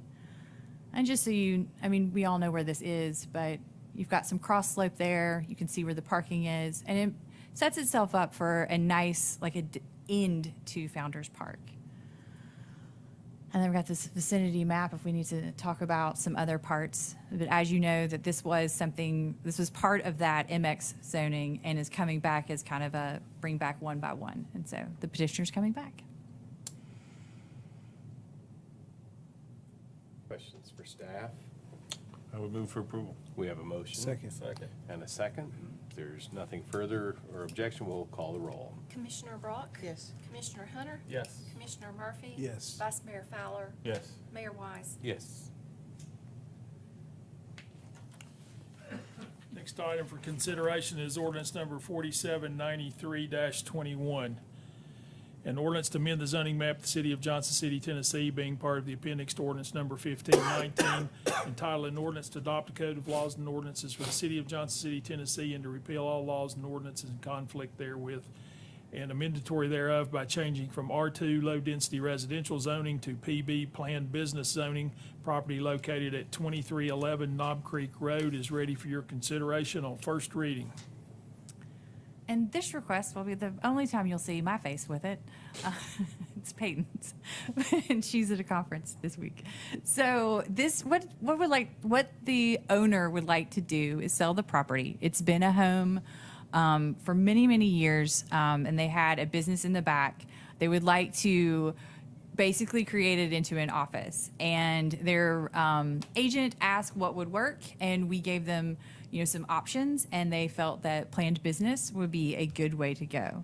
Their concept plan is to use the existing house. They're showing their parking areas, and they'll use the existing driveway. They will need two different types of buffers on this because there is some undeveloped property and then an adjacent residence back in the corner, and they'll provide those. Because this is a house you might miss if maybe you might drive 5 miles over the speed limit. That just to kind of show you where it is and what it is. And in our future land use, it does call most of this to be some type of, it has it as mixed use or a kind of a office use. And so this would be consistent. I would say that the difference between the three options that could happen here is that MS1 and PB had allowed, we changed MS1 for some neighborhood convenience centers. And that's not what they're planning to do, but, and then the MX does not, but they just kind of wanted the best option for an office. They kept saying office, office, office. So both staff and planning commission have recommended approval. Questions for staff? That property already has some business components on the back side of it, right? It did, but they subdivided it, so it's no longer part of that property. Yep. I would move for approval. Have a motion. Is there a second? Second. We have a second. If there's not objection, we'll call the roll. Commissioner Brock? Yes. Commissioner Hunter? Yes. Commissioner Murphy? Yes. Vice Mayor Fowler? Yes. Mayor Wise? Yes. Next order of business is consideration of ordinance 4789-21. An ordinance to amend the zoning map of the city of Johnson City, Tennessee, being part of the appendix to ordinance number 1519, entitled an ordinance to adopt a code of laws and ordinances for the city of Johnson City, Tennessee, and to repeal all laws and ordinances in conflict therewith, and amendatory thereof by changing from B4 planned arterial business zoning to R5 high-density residential zoning, certain property located at 1072 West Oakland Avenue is ready for your consideration on third and final reading. And in 12 words or less, unless there are any questions, there is There's any nothing. change from There's first been or no second changes. reading? Are there any questions for staff that have arisen since first or second reading? Make a motion to approve? Second. We have a motion and a second. If there's not objection, we'll call the roll. Commissioner Brock? Yes. Commissioner Hunter? Yes. Commissioner Murphy? Yes. Vice Mayor Fowler? Yes. Mayor Wise? Yes. Mayor, may I please be a little bit out of order here for a second? Marcy, the project we've talked about the last 2 days, is that moving as far as you know? Yes, it is. Thank you. I appreciate your help. I'll buy you lunch for all you're helping your client with. Thank you. Your next order of business is a presentation and report by the Industrial Development Board concerning the annual pilot report, and also a request to evaluate and extend the memorandum of understanding between the city and the IDB, which basically empowers the IDB to enter into pilot agreements under certain terms and conditions. Alicia, please, ma'am. Good evening.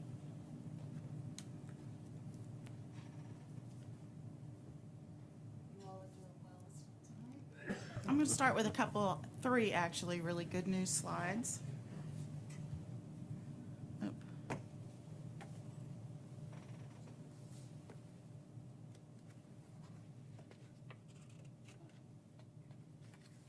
Maybe.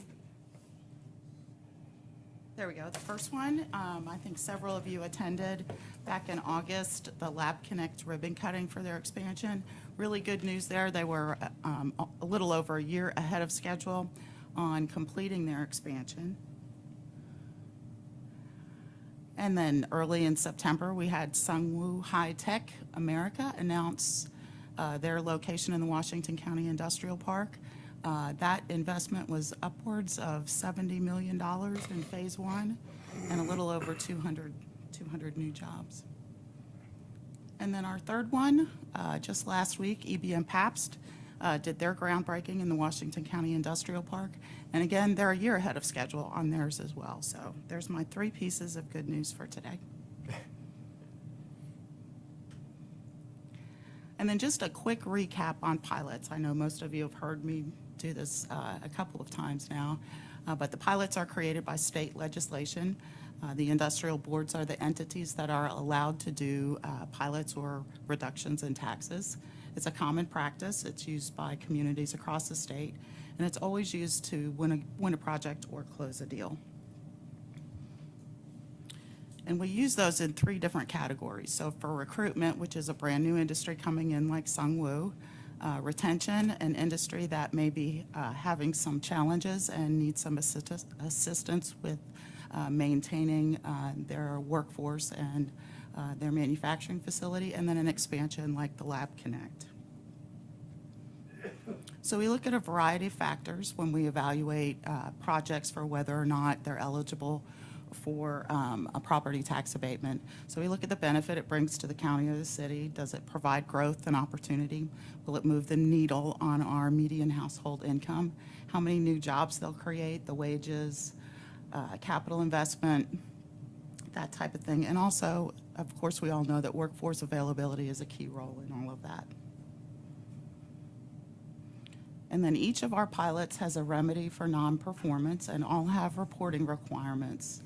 So we are requiring them to provide backup data, and then depending on how exactly the pilot was written, their backup data needs to be certified by a third-party auditor, the company officer, or a CPA. They're also reviewed by the Johnson City Industrial Development Board attorney, the county attorney, and the state comptroller.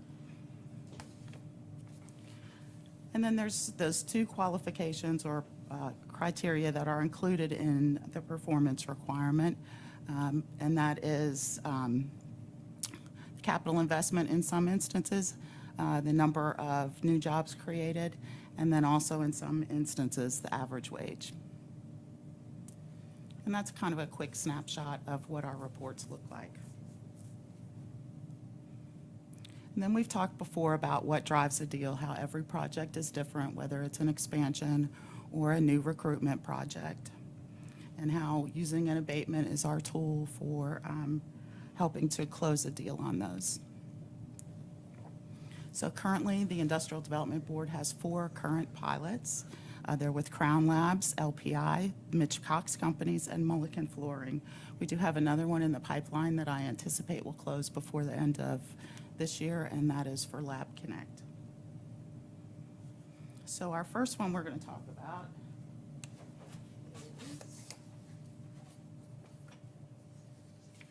is Silverdale. So that project started in 2016, the end of 2016.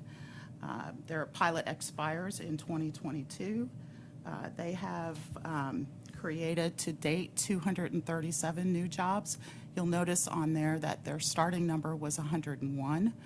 They are well over their projection, which was 102 new jobs, and again, they're at 237. This is the last year of their abatement, and they'll go back on the tax roll next year. The next one is LPI. Their property tax abatement started in 2017. They're in year 4. They have created 322 new jobs to date, which is well over already their anticipated numbers. We're putting a traffic light out there where LPI comes out on Milligan Highway. Is that correct, Peter? TDOT is, yes, ma'am. What's the status of that time-wise? Andy, you have a clue? Has to do with the polls. They've done preliminary design. I don't know if construction's funded in this year's TDOT budget or not. I'll have to look and get back to you. I know that typically those are 30 or 36-month projects. We're doing another one out in the Washington County Industrial Park. We're beyond the 24-month, I think, on that one out there. And LPI was submitted right before that and awarded right before that. LPI, as I think you all are aware of, has added that second shift. They did that a year ago, and so they really need that signalization out there. So, fingers crossed, happens quickly. Then our third one is with Mullican Flooring. That agreement with that group, as you probably recall, had two components. It was a pilot and also a lease agreement. So they're in their second year of their lease agreement, and they pay a lease rate to both the city and the county. We partnered with the county on that project. They are at 0 new jobs for this year and are at 217 total.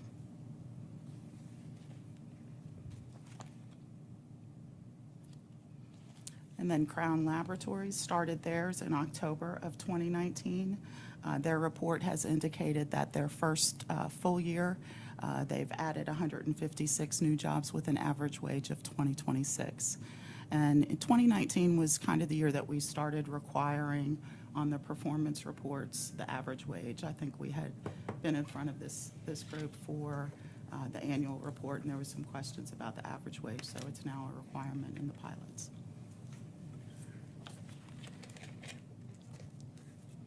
And then our request tonight is to extend the authority of the IDB for an additional year to do pilots that fall within the guidelines of the Memorandum of Understanding. How many members are on the IDB, There's 10. board? How many? There's 10. 10, okay. So, Further questions? I would Ms. move for Summers? approval. We have a motion to approve an extension. Is there a second? Second. And a second? is there a written document that we would have, or Pete, what? The Should memorandum. be in your packet, I believe. It's in the packet, I missed it. the last two, let's see what's at the front. It's an MOU there, I see it. It's Okay, I'm probably sorry about right that. after the slides. It is. It's in your packet. It's right after the slides. Got it. And it is the same document Same with one. new signatories and new dates that you signed last Got it. year and Ralph signed in 14. So there's a motion and a second. Are there other questions or deliberation before we call the roll? Ms. Jennings? Commissioner Brock? Yes. Commissioner Hunter? Yes. Commissioner Murphy? Yes. Vice Mayor Fowler? Yes. Mayor Wise? Yes. Thank you. Thanks, Alicia. Andy, next on your agenda is consideration of a resolution to establish fair market value for tracks 5, 6, 7, 5/15A and 16 for the Knob Creek Road project. And Andy's going to have slides here.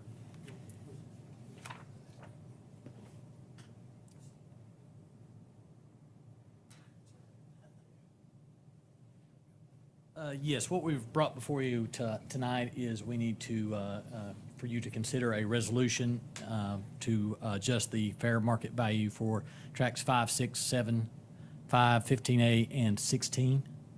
Let's see if we can. I think they're the very ones in yellow. And the reason for this reevaluation is just because of lengthy delays in this project. We did negotiations with these properties.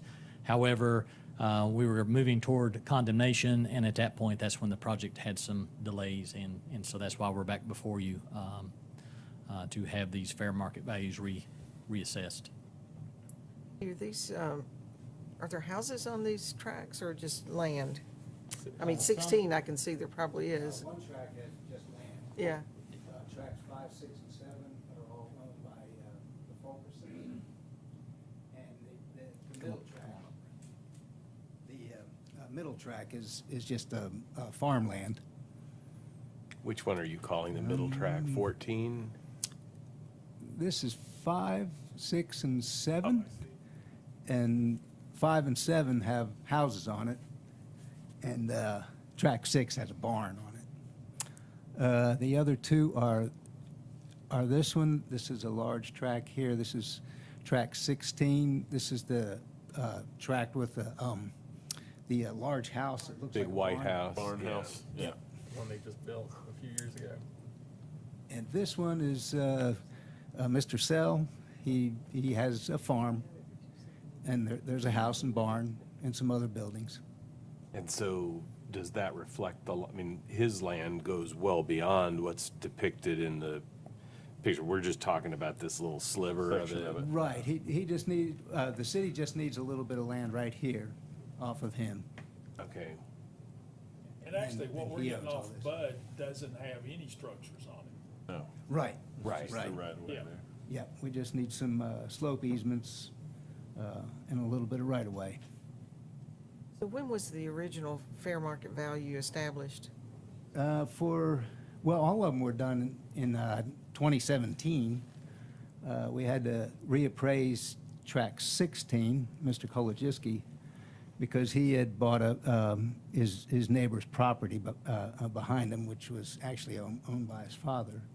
But after he purchased that from his father, we had to reappraise it in 2018. So that's the 279, Right. and it wouldn't have gone up in value? Well, that's what our appraiser says.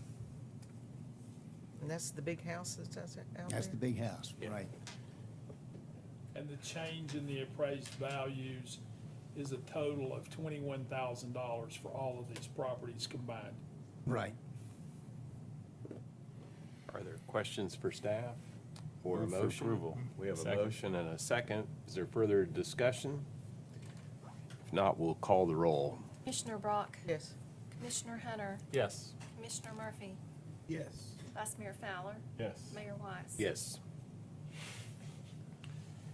Next order of business is consider approval of a work order number 8 to the Master Services Agreement with THMP on the Washington County Waterline Extensions Project.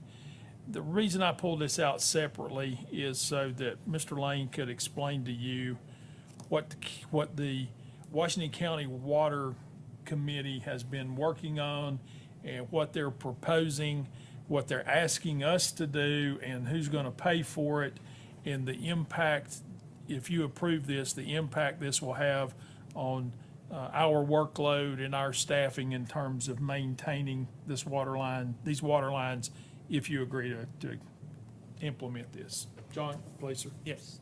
So, as Pete was saying, this is a task order with THMP, Ty Singer, Hampton and Partners. So the Washington County Water Task Force has been going on since about February of 2020. It's actually 3 different municipalities, so City of Kingsport, City of Johnson City, and Town of Jonesboro all in it together, meeting with Washington County usually once a month or twice a month, depending on how fast it's been going. But there was a priority list of trying to get water service for everyone that's unserved in Washington County. So from that, there was a priority list of all these different projects. What you see in the task order tonight is 6 projects for Johnson City specifically. So we actually have a letter from Washington County Mayor Joe Grandy that outlines 100% funding of those projects for the 4 that are listed. So it's Bill Bennett Road off Cherokee Road, Grassy Valley Road, which is kind of behind Bright Ridge, where you see that off Christian Church Road, Hartmantown Road, Wilcox Circle, and we have Mulberry Lane and Pleasant Valley Road. So there's 6 total. Originally there was 4, and then Wilcox Circle and Mulberry Lane were added later by the request of Washington County. So it ends up serving right around 69 customers that would be served for these extensions. So that's the benefit there. The funding's coming from Washington County, but it's actually from the American Rescue Plan. So it's funding from the federal government down to the state level and now down to the county level. So that's why we're excited about getting forward. We work with THMP on this one, so they would do the design for us, and then sometime next year we'd bid this project out. But the funding from the county involves both the design and the construction once we get to construction there. And all materials then? And all materials associated. Then it would go on our regional system? Yes, ma'am. So the specific letter from Mayor Joe Graney outlines those 4 projects. So when we get to the bidding phase, Wilcox Circle and Mulberry Lane, we'll make sure those are noted differently to make sure there is funding for those 2 as well. So we'll make sure the design is done now if it's approved, but once we get to construction, we'll make sure the funds are still there for that as well. And this does not include sewer. This is all just water, yeah. So there's several areas in Washington County limits that are still unserved by us or City of Kingsport or the town of Jonesboro. Town of Jonesboro, if you read the news, they're actually working with Washington County to hire a crew and associated equipment for that to kind of do all the construction in-house. We don't have the capabilities to do that right now with our staffing, so that's why we would have a consultant design it, and then we'd hire a contractor to do the work to put it in.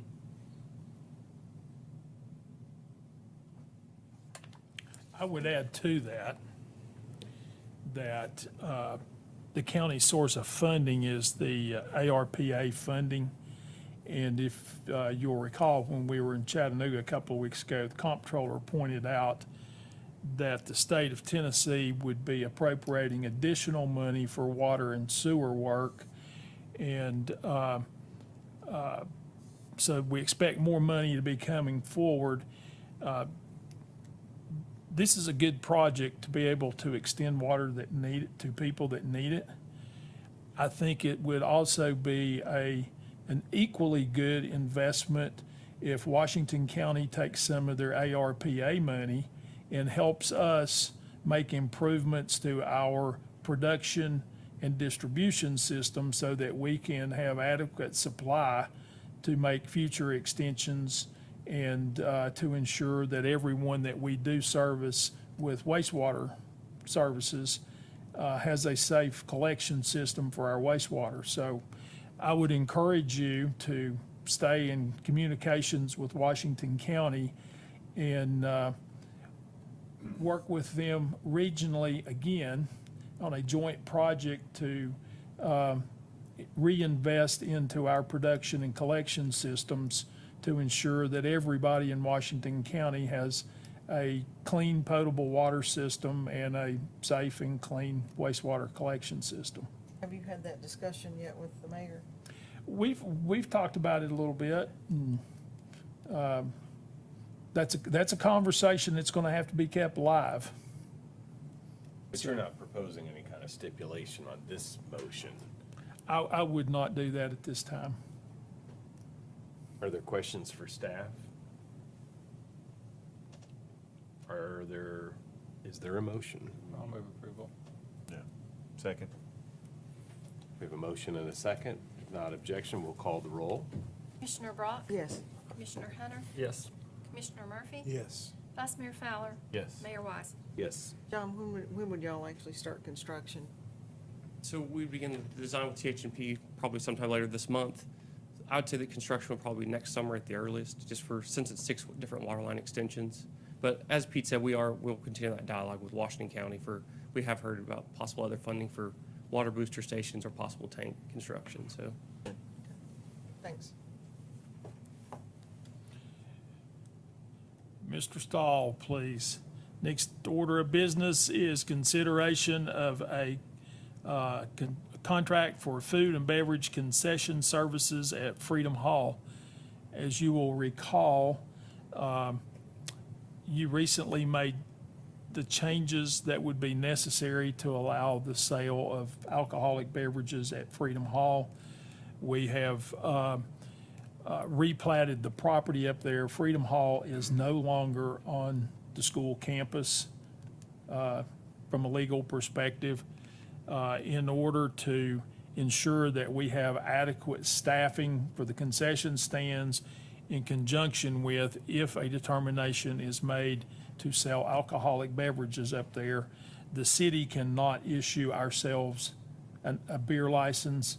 So you're going to have to contract with a third party to run your concession stands up there. That's the backbone for this document before you this evening. Charlie, if you'd like to go through the details of it. Making my speech, I'm Sorry. You could have gone. I'm trying to set you up. I will say this, as Pete said, it's very true. I will just add, City Commission and prior commissions have invested $17 million in Freedom Hall over the past decade. And we made this commitment to basically attract new shows and events, which was the direction of the City Commission, that this would hopefully bring that forth. As we started studying the business model of Freedom Hall, we've been selling concessions up there since 1974, since it opened in-house. And we thought with the new investment, new opportunities with the cafeteria that you all built, a new cafeteria and gymnasium, there may be new catering opportunities up there. You all authorized in the current budget process a feasibility study that we'll be initiating, bringing back to you an RFP recommendation to study the spaces at Freedom Hall to see how those can be expanded and adapted for possible conventions or just local use in the community. And so looking at that, we also went forth with the retirement of our prior director. We hired a new general manager, Mark Stone, who is sitting right there. You can't tell with a mask on, but he's comes to us from Albany Civic Center, but he's from Chattanooga. He was involved heavily down there for a number of years. So he brings to us new experience up there to take Freedom Hall to what I would call the next level of business development. And part of that endeavor is looking at these new economic times. It was determined that there's an opportunity with alcohol sales, but also with outsourcing to a food and beverage vendor that has some experience. We could very well have a situation of enhancing revenues in the food and beverage area. Even when you're charging, we would be receiving commission, and we did solicit proposals. We did receive one proposal, though, locally from Bruce Miller Enterprises, doing business as Max Dogs Catering, and he is primarily involved now. He has a food and beverage operation for the Bristol Motor Speedway. He also is working currently with the city of Elizabethton and Pine Oaks Golf Course, and he has the concessions for the Parks and Recreation Department overall. He is currently selling alcohol and his food and beverage operation at Pine Oaks, and obviously this would be an expansion to Freedom Hall. The terms of the proposal would be based on gross revenues for food and beverage at a rate of 20% for food and beverage, 27% for alcohol sold, and 15% for catering services if that becomes applicable. So obviously without the full development of the cafeteria yet, that's an opportunity that may be explored, but currently that's at his option to explore if there's an opportunity to present itself. So, Charlie, was the kitchen left functional? Yeah, 'Cause I knew the school system were going to take stuff out. very functional, yes. Okay. In fact, there is some very good opportunities there. I'm obviously not in the food and beverage business, but from those who have looked at it, thought there was great opportunities there. There may have to be some upgrades in some areas. Some of the equipment may be dated, but it was in good shape when they left it. Large. And it is quite large and quite spacious. So we bring this to you, as Mr. Peterson said, that with the alcohol sales, a component of Freedom Hall, we cannot issue licenses to ourselves. So this would be a situation that brings a new opportunity forward, perhaps with a enhanced food and beverage product marketing ability. And again, one thing Mr. Peterson didn't mention this right at this moment, but we mentioned this to you in the budget process. Mr. Stone here, he's going to be exploring also advertising opportunities for Freedom Hall, obviously in the building, maybe product related, maybe non-product related, but anyhow, there'll be further opportunities, we feel, to enhance revenues there, and corresponding shows and events we hope will be a part of that. Questions for Mr. Stahl? Do you know who was doing concessions for Freedom Hall for like ETSU basketball games and things? Was that? We are. We are, yeah. Okay. Yeah. So we've been getting money from it. Right. The revenue stream from concessions since ETSU basketball has been there as a regular tenant has been pretty decent. The thing we're running into now, we can't find anybody to work. I mean, we are scrambling, and from what I'm told, we may reassign people that do something else 8 to 5 during the day to go up there and sell concessions if we can't find some warm bodies wanting to work. Well, does he not staff it then if he gets the does. concessions? He will. That's one of the Think nice about things it. about this Yeah. contract. It's off It takes us. It'll staffing be to off of him. us. And when would this Sort take of why effect? was that? This would, well, two things I've got. If you approve this proposal, accept this proposal tonight, City Attorney Sonny Sandoz is finalizing an agreement that would be signed by the mayor. You would authorize the mayor to sign the agreement based on the RFP and based on the contractor meeting all the terms of the RFP, including insurance requirements and licensure requirements. So, and obviously, it's a 3-year contract with an option of 1-year renewals solely at our discretion, and it's performance-based. So, if for some reason a license lapsed, insurance requirements lapsed, the contract would become null and void. But that's, she's got that drafted, and upon presentation of the required documents that he has to submit.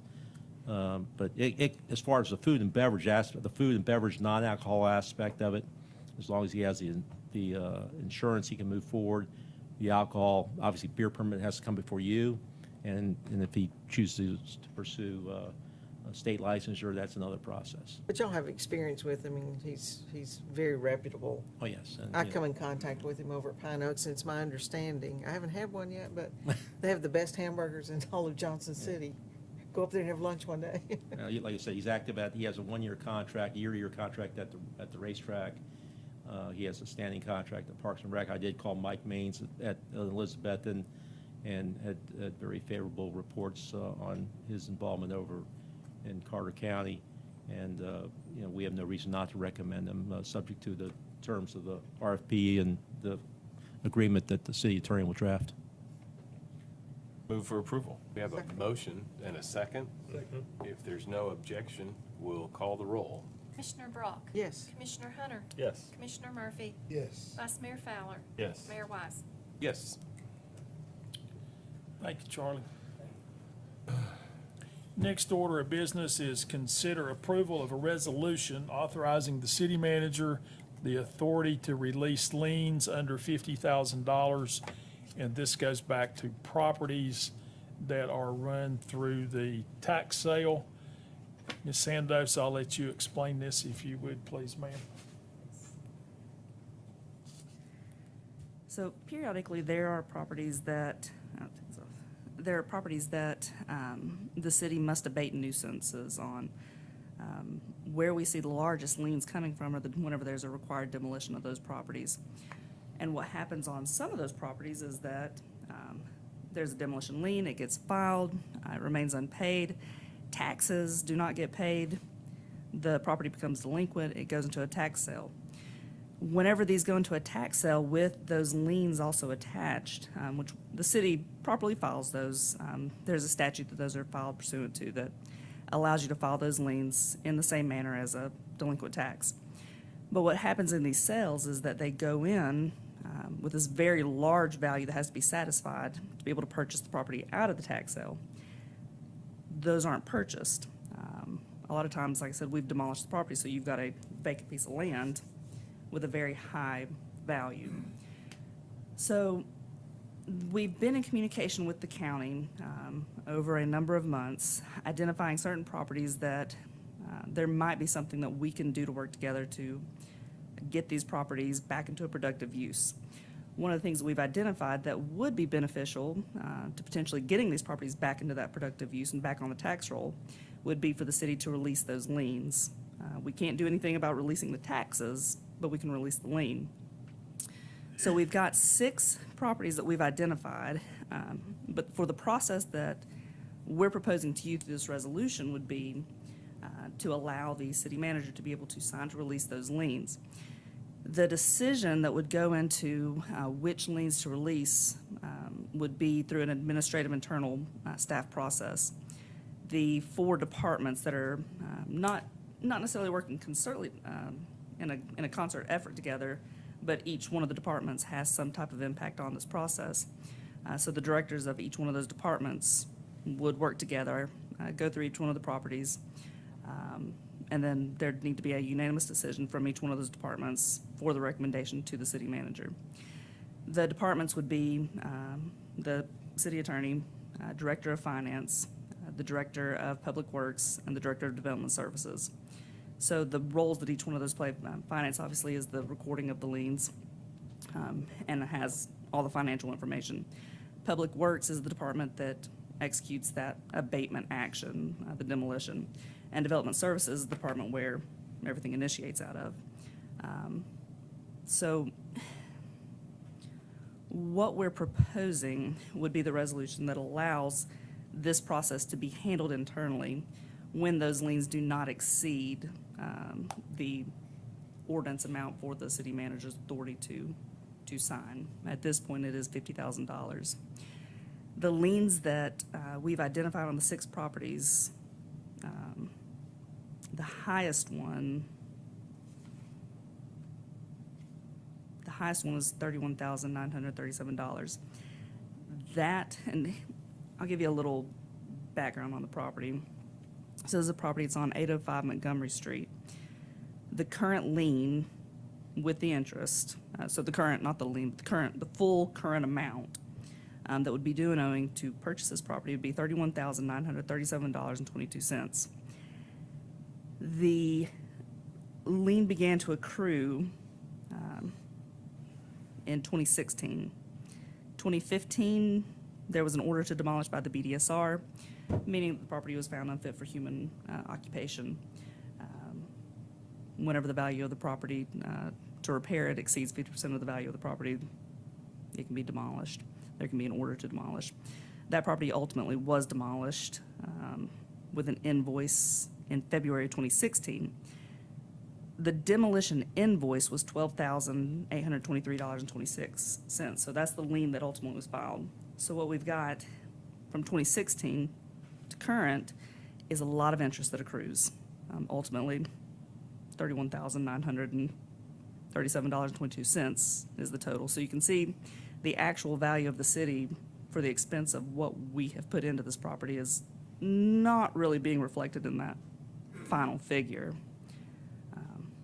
So that's an analysis also that we would. So real costs are just 12,000 plus a little bit. Well, so what's the process for, what puts that property in front of those 4 department heads to make the decision to release the lien? I mean, in some regards, I would have preferred to have written off the 12,000 5 years ago and have gotten property tax collections on it for the last 5 years, which you're never going to get now. That's water under the bridge. What's going to bring that $31,000 to everybody's attention? Mayor, I can't tell you exactly what that's going to look like moving forward. I can tell you how we got to these properties, and that was through a conversation with the county. Ms. Jennings might be able to give a little more background. She might have been, I think, probably a little more involved in those conversations. I don't know if the Montgomery Street was on that list, but during, I believe, the last tax sale, or the one prior to this most recent one, there were about half a dozen properties that did not sell, as Ms. Sandos was saying. And so when they don't sell at the tax sale, they get struck off to the county. So then the county, in essence, becomes the owner of the property until such time some other disposition is made. So the county obviously doesn't want these properties sitting, you know, in their lap and continuing to accrue penalty and interest. Well, what also happens once it's filed in the clerk and master's office, which happens once the properties are like 18 months in arrears on property taxes, is that they accrue additional fees with the clerk and master's office. So you get fee on top of fee on top of fee, and the county approached us and recommended that those demolition liens be struck. Well, I don't have that authority, so of course we started discussions with Pete, and then Pete gathered, you know, the different affected And the groups. authority would be to write off a total of all the liens the city might hold, not to exceed 50. We would just look at each individual property, correct, Sunny? Correct. For the 50,000? Yes, the proposition would be that each property would be addressed individually. But with a $50,000 cap on each property? Yes, ma'am. So you could have more than one lien, as long as they don't add together to be more than 50 For each unique for each address. property. Okay. I had a question. I know previously the way we had handled these was the chancellor would actually take action based on a request from the city. Well, that request required action by you prior to this recommendation by Ms. Sandos. If this passes, this will be handled. And the issue is because ours is a governmental entity with a lien, it survives this. I mean, is it technically a sale when it reverts to the county like that? Or, so when it goes to They assume it the or clerk and something. masters and they assume it, I would have thought that would have wiped out our lien.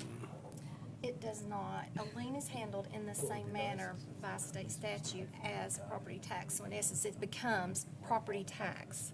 So we're just kind of fighting it out with the county, which really isn't the right word, but. And that's why these properties have, they've sunk into a quagmire that they really can't get out of. The county's not going to pay us $31,937 for the demolition that the city expended $12,000 on 6 years ago. And in full honesty, I don't know that's reasonable to ask the county to pay that either. So we have multiple options if the liens are, well, we have multiple options. I'll start with that. One option, if we want to be able to get these properties back onto the tax roll and have them productive, would be that the city could purchase them. We could show up to the auction and we could bid on them and buy them back. Bidding on them in the amount of your lien. And the taxes. And the court cost. Okay. And the attorney's fees. Okay. So there would be significant additional expenses that the city would put into that process to be able to get those properties back. Once acquired, it would offset our lien. We wouldn't pay ourselves back for that. It would essentially just offset. But we would satisfy any of the delinquent county taxes. Again, there are court costs and court fees and attorney's fees for the tax attorney. Who pays those if we release these liens? A purchaser. So Okay. if the liens are released, I've been in pretty extended conversation with Sarah Lawson, who's the clerk and master for the county, and she administers these auctions. She has informed me that a very, very high percentage of the properties ultimately do sell at auction when they do not have a lien attached to them. Any of the additional associated fees, penalties, and assessments would be passed on to that purchaser. So there's not an out-of-pocket expense essentially of the city whenever it goes into that process. But what happens is those liens that we have would be released. So what the process would look like is either Ms. Jennings' office or my office would prepare that release. It would get filed with the recorder of deeds, and Lawrence Counts, who's the tax attorney that handles these properties, would file an order with the court. And then Chancellor should hopefully grant that order. And then those liens would be released, and those properties would be able to go back into the public auction for just the delinquent amounts. I have a question for Pete. Are these properties, could they have any value to the city And could we purchase them through CDBG funds and turn them over to like ASP and Eastern Aid so we can get some quality housing that we need? That is one of the most appropriate questions Oh. of the evening. Good. Yeah. I mean, there's some of these properties that you probably ought to forgo the liens and let it run through the tax sale. There's going to be a number of these properties that I would suggest to you, you need to work on getting into the hands of the nonprofits to build low mod housing in. 805 Montgomery is probably a perfect example of, rather than, everyone is probably much better served by working in concert with the county to forgo liens and to buy the thing out of the tax sale by paying the back taxes and getting that into the hands of Habitat, ASP, Eastern Aid, somebody like that, that will go in there and buy some build some low mod housing and to get some folks into some good housing on those lots that are available. But that would There require would be the the city and county, like the city and county would be having to, in addition to writing off our lien, there would be some taxes we would need to be. You'd have to, well, for this easily followed example, the city could go in and pay off the due taxes to the city, We and the wouldn't be county paying could. it off, we would be paying it off. You're 'cause gonna we have to can't go to the forgive it. court and write them a check for the taxes, And then they're gonna give it back to us. and then they're gonna turn around and give it back to you, yeah. Okay. Can we do that through CDBG funds? And I'm pretty sure that you're gonna be able to leverage some CDBG money to work with those nonprofits to get some of this housing going. That's a great example of something that really ought to be further developed and find a process to do that. So the CBDG dollars could be used for the rehab or to deal with the property taxes and get it into the hands of the ASPs. CDBG money can be used for the construction of housing or the acquisition of land. So it could be in this instance if you were buying the land. I mean, I think it could, Okay. yes, sir. So if we approve this, does that impact what we might want to do there? It's just gonna take some discretion I feel by like the Sunny manager. has concern in her eyes. So Okay. let's turn it back to Sunny. Okay. Well, I was going to say, that would be actually a separate process than what the resolution would govern, because the purchase of land has to be approved by the commission. That cannot be delegated through a resolution. The resolution's only delegating that release of the monetary amount that's been incurred due to the abatement action. So if the contemplation or the proposal to the council was to purchase these properties with an identified plan of conveying them to a nonprofit to be able to get them back into affordable housing, redevelop the neighborhood, that would be a separate presentation to you, with presentation of, these are the funds, this is the cost, this is our total cost, what it would take to get that property back out of the sale. Because like I said, there are additional fees that are assessed to these properties that I don't know what the totals are for those. But that would be presented. Obviously, there'd be an offset of whatever the lien amount is. So you might have a large purchase price, but over half of that might be actually offset by the lien. Then that remainder value would be paid into the court. Any of the taxes due and owing to the city would be returned to the city, and then you'd get the deed. So it would be a different process. It actually wouldn't follow through with this resolution. With the resolution, if we release the liens, there really are two things that can happen with those properties. One, they just go back into the sale. Hopefully you've got a good buyer that is able to do something with the property. Like I said, all the property that are at issue right now are cleared. So there's no structures on those properties right now. So you'd either have somebody that just buys it out of the tax sale for the delinquent tax amounts. The other option is that the county could purchase those properties and then work to convey them also to a nonprofit. I guess my only concern would be, like in the case of the Montgomery property, if we take the 31,000 off and there's only, I don't know, $6,000 worth of property tax, anybody standing around looking to steal a deal is gonna steal this lot for $6,000. but if we can somehow preserve our $31,000 claim against it and then release I'm still trying to get back to the, like, don't release the lien so some yahoo can buy it. Release the lien so we can get low to moderate income housing. What at least some of us had proposed earlier was if there were some plans presented to the city that were some viable plans to get the properties back on the tax rolls, similar to what Mr. Peterson was saying to, in response to your question, Jenny, because I do think maybe there have been some ideas floating around about some particular agencies that would like to do something with some of these properties.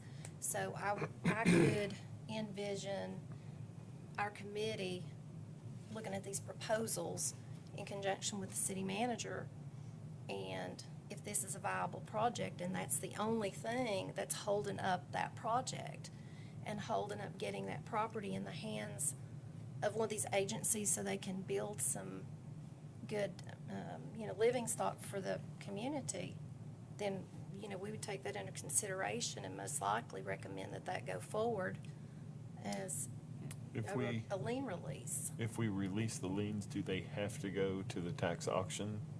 Yes, they're still delinquent taxes. See, that's the problem, is that they have to go to that. So if there was some way for us to make sure we're there to bid on them and not let them go for $6,000 when. These are currently in the name of the county. The county wanted to go ahead and pay us all of the taxes that were owed, but they wanted to pay them short the amounts of the demo liens. That's how this all started. So what actually happens is they take to a public auction, they fail to sell. Yes. Now you have all these liens, They're in the name of the and now county. you're really at a second round of trying to get rid of the property. So it's not like this is gonna slip past people. My first question is, what prompts us to recognize it? Is it went to a sale, failed to satisfy all the outstanding obligations, and now everybody's standing around scratching their heads? What are we doing next? Yeah, what are we gonna do next? So at that point, the county effectively owns it with They all these do. liens on it. The county has, it's called a clerk and master tax deed, and that is recorded. And so they are the owner of record. Could we go to the county and ask them to convey the properties to us, and this is what we're gonna do with them? Actually, Joe and I have had conversations about how we could work together to get properties into the hands of the nonprofit builders to build low mod income housing. Joe's real amenable to try to find some way to make this happen. But we all would prefer to have them paying property tax.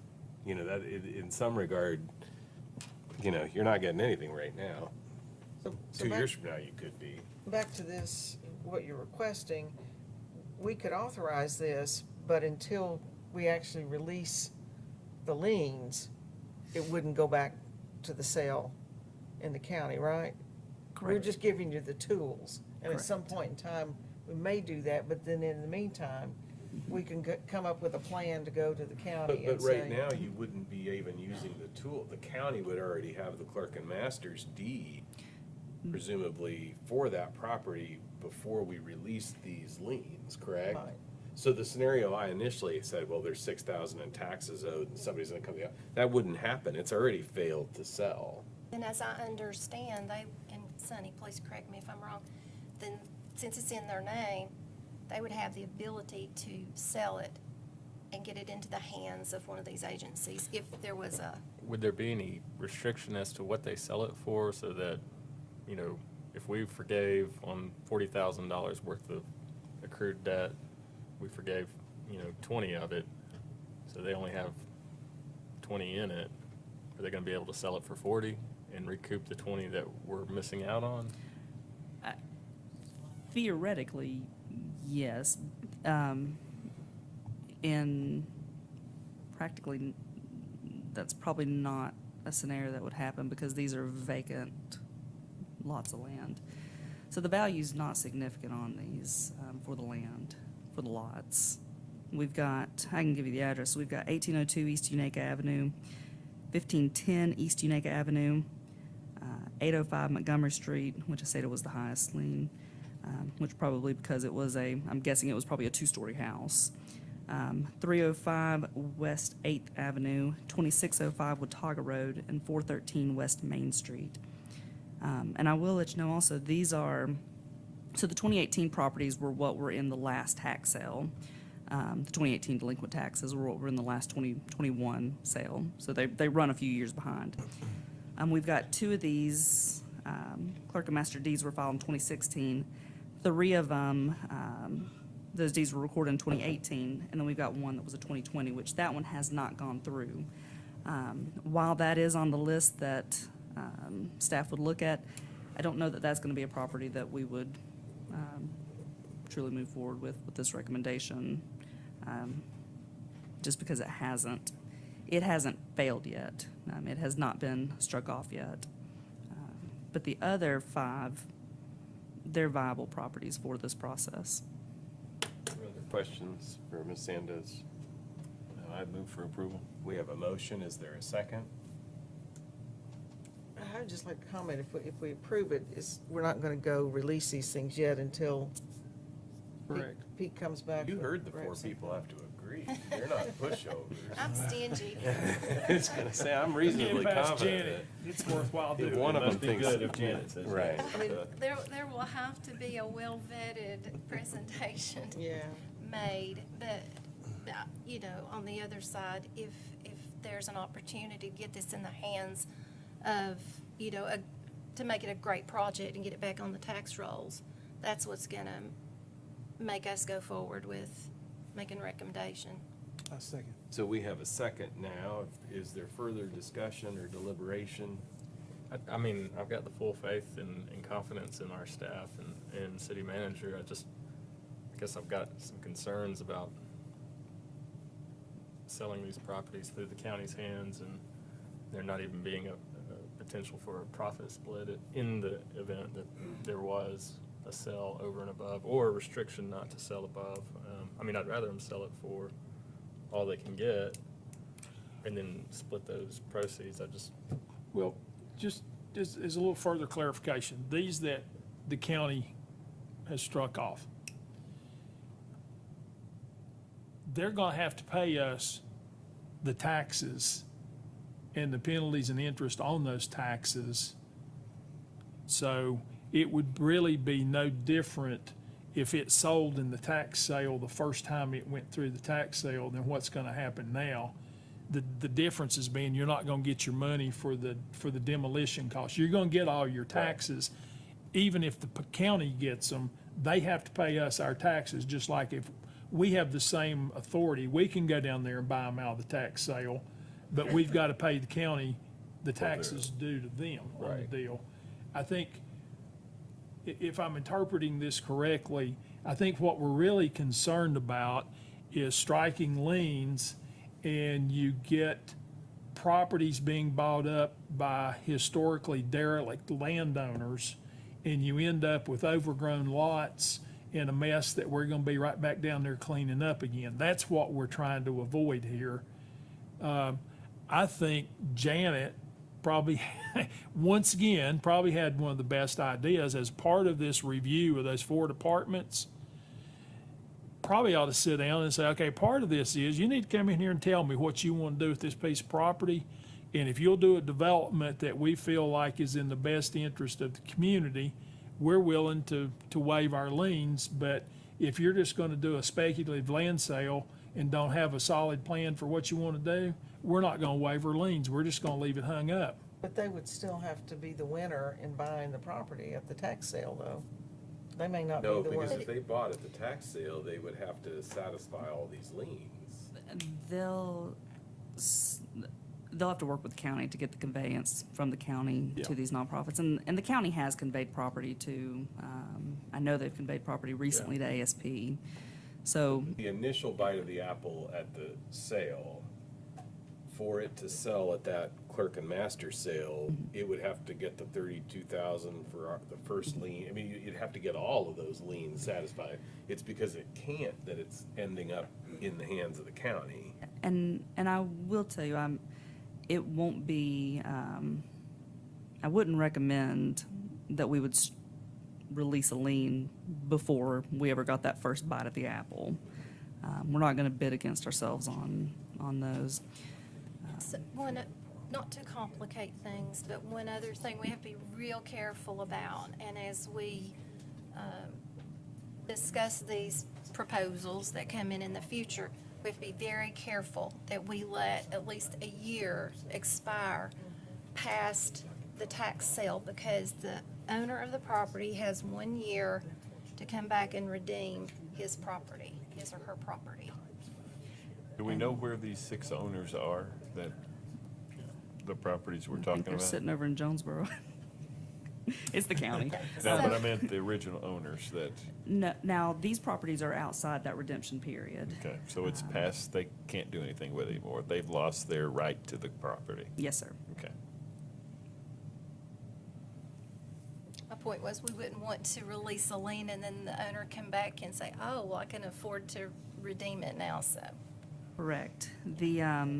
And even the other property, the one that I had mentioned, that was a 2020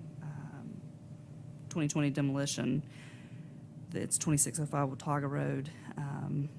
That one has not gone through that process yet. So, like I said, this is not one that I think would be ripe for releasing of the lien, because it has not gone through the auction yet. You will want to see if it does sell, because some do.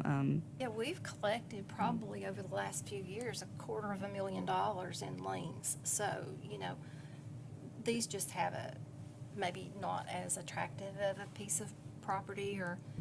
And these would be only for ones that have been through the sale and gone through the 1-year holding period that you all would be reviewing.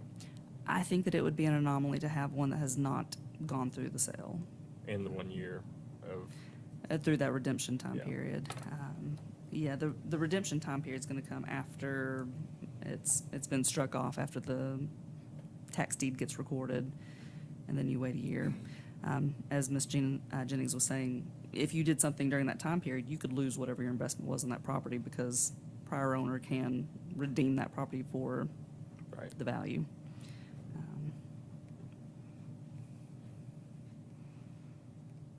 Are there further questions? I believe we have a motion and a second. We ready to call the roll? Commissioner Brock? Yes. Commissioner Hunter? Yes. Commissioner Murphy? Yes. Vice Mayor Fowler? Yes. Mayor Wise? Yes. Mayor, that takes you to the end of your agenda for action items. Next item on your agenda is public input.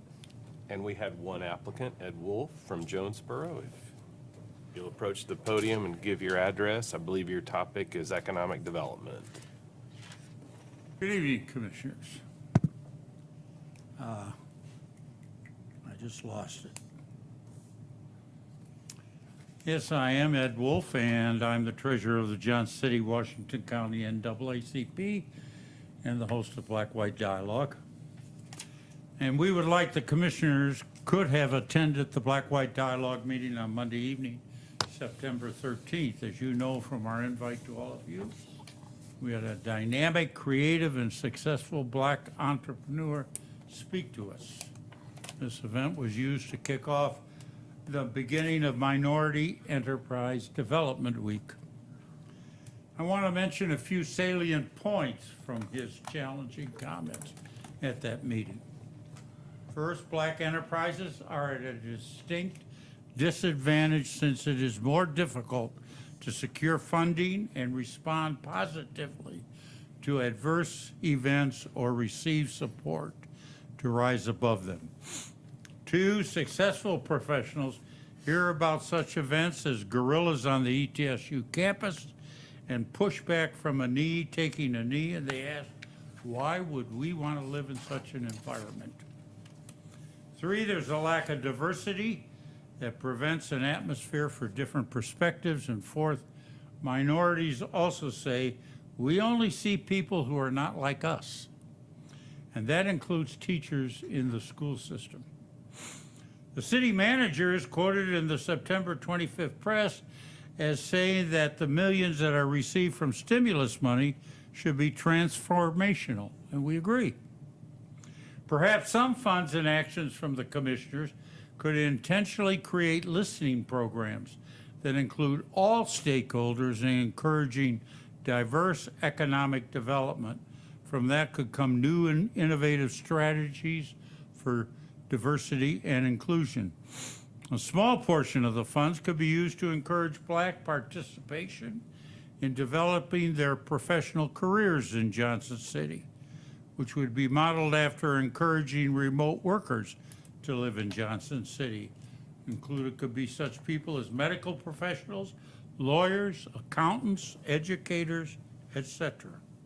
And again, we suggest the creation of an equity and inclusionary advisory board that would help guide the city in this endeavor.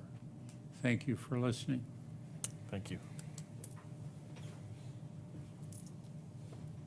That's the conclusion of your agenda, Mayor. All right, I'll turn to, since I call on Commissioner Hunter first. Commissioner Murphy, do you have anything to share with the balance of the commission?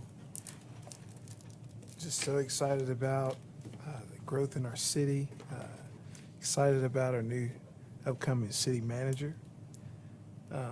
Just a lot of excitement in the community. But thanks for asking.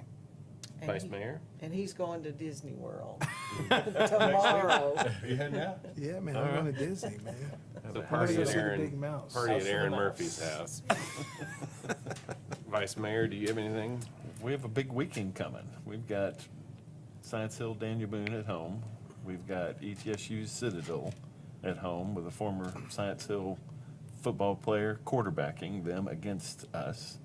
We have the mountain bike rides up here this weekend coming up.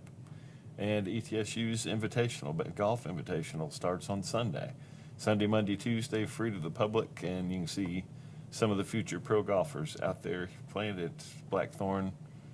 Sunday, Monday, Tuesday, no cost to go out there and watch. Got nothing. Commissioner Brock? I do want to, since Charlie's still sitting here, if we wake him up over there. And Pete. For the record, he was awake.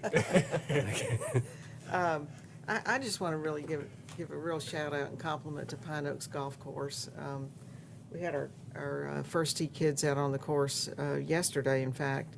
And I'll tell you, it's probably in one of the best shapes I've ever seen it ever. By this time of year, the fairways are usually kind of burnt out and thin, and that's just not so. I mean, you think you're playing out at Blackthorn, and the greens are in great shape. So I tell you, Charlie, your hire of our golf pro, Brian Bentley, was just a great hire, and he's done a great job out there. And Bill Fuller, too. I mean, you don't have a golf course looking like that without a great superintendent.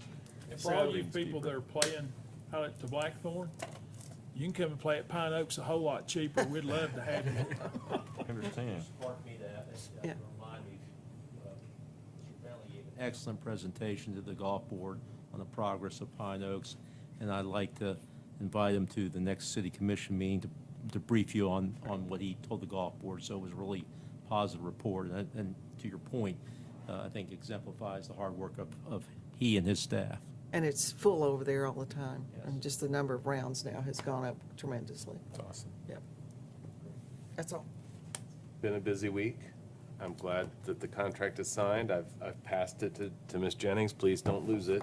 I passed it to Miss Sandos. Okay, well, very good. For So the is it final fully signature. signed by all the peoples?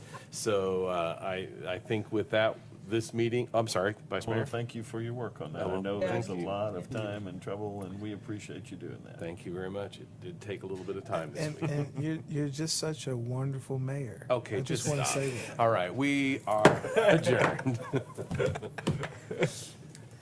I was sincere on that. Yeah, I know.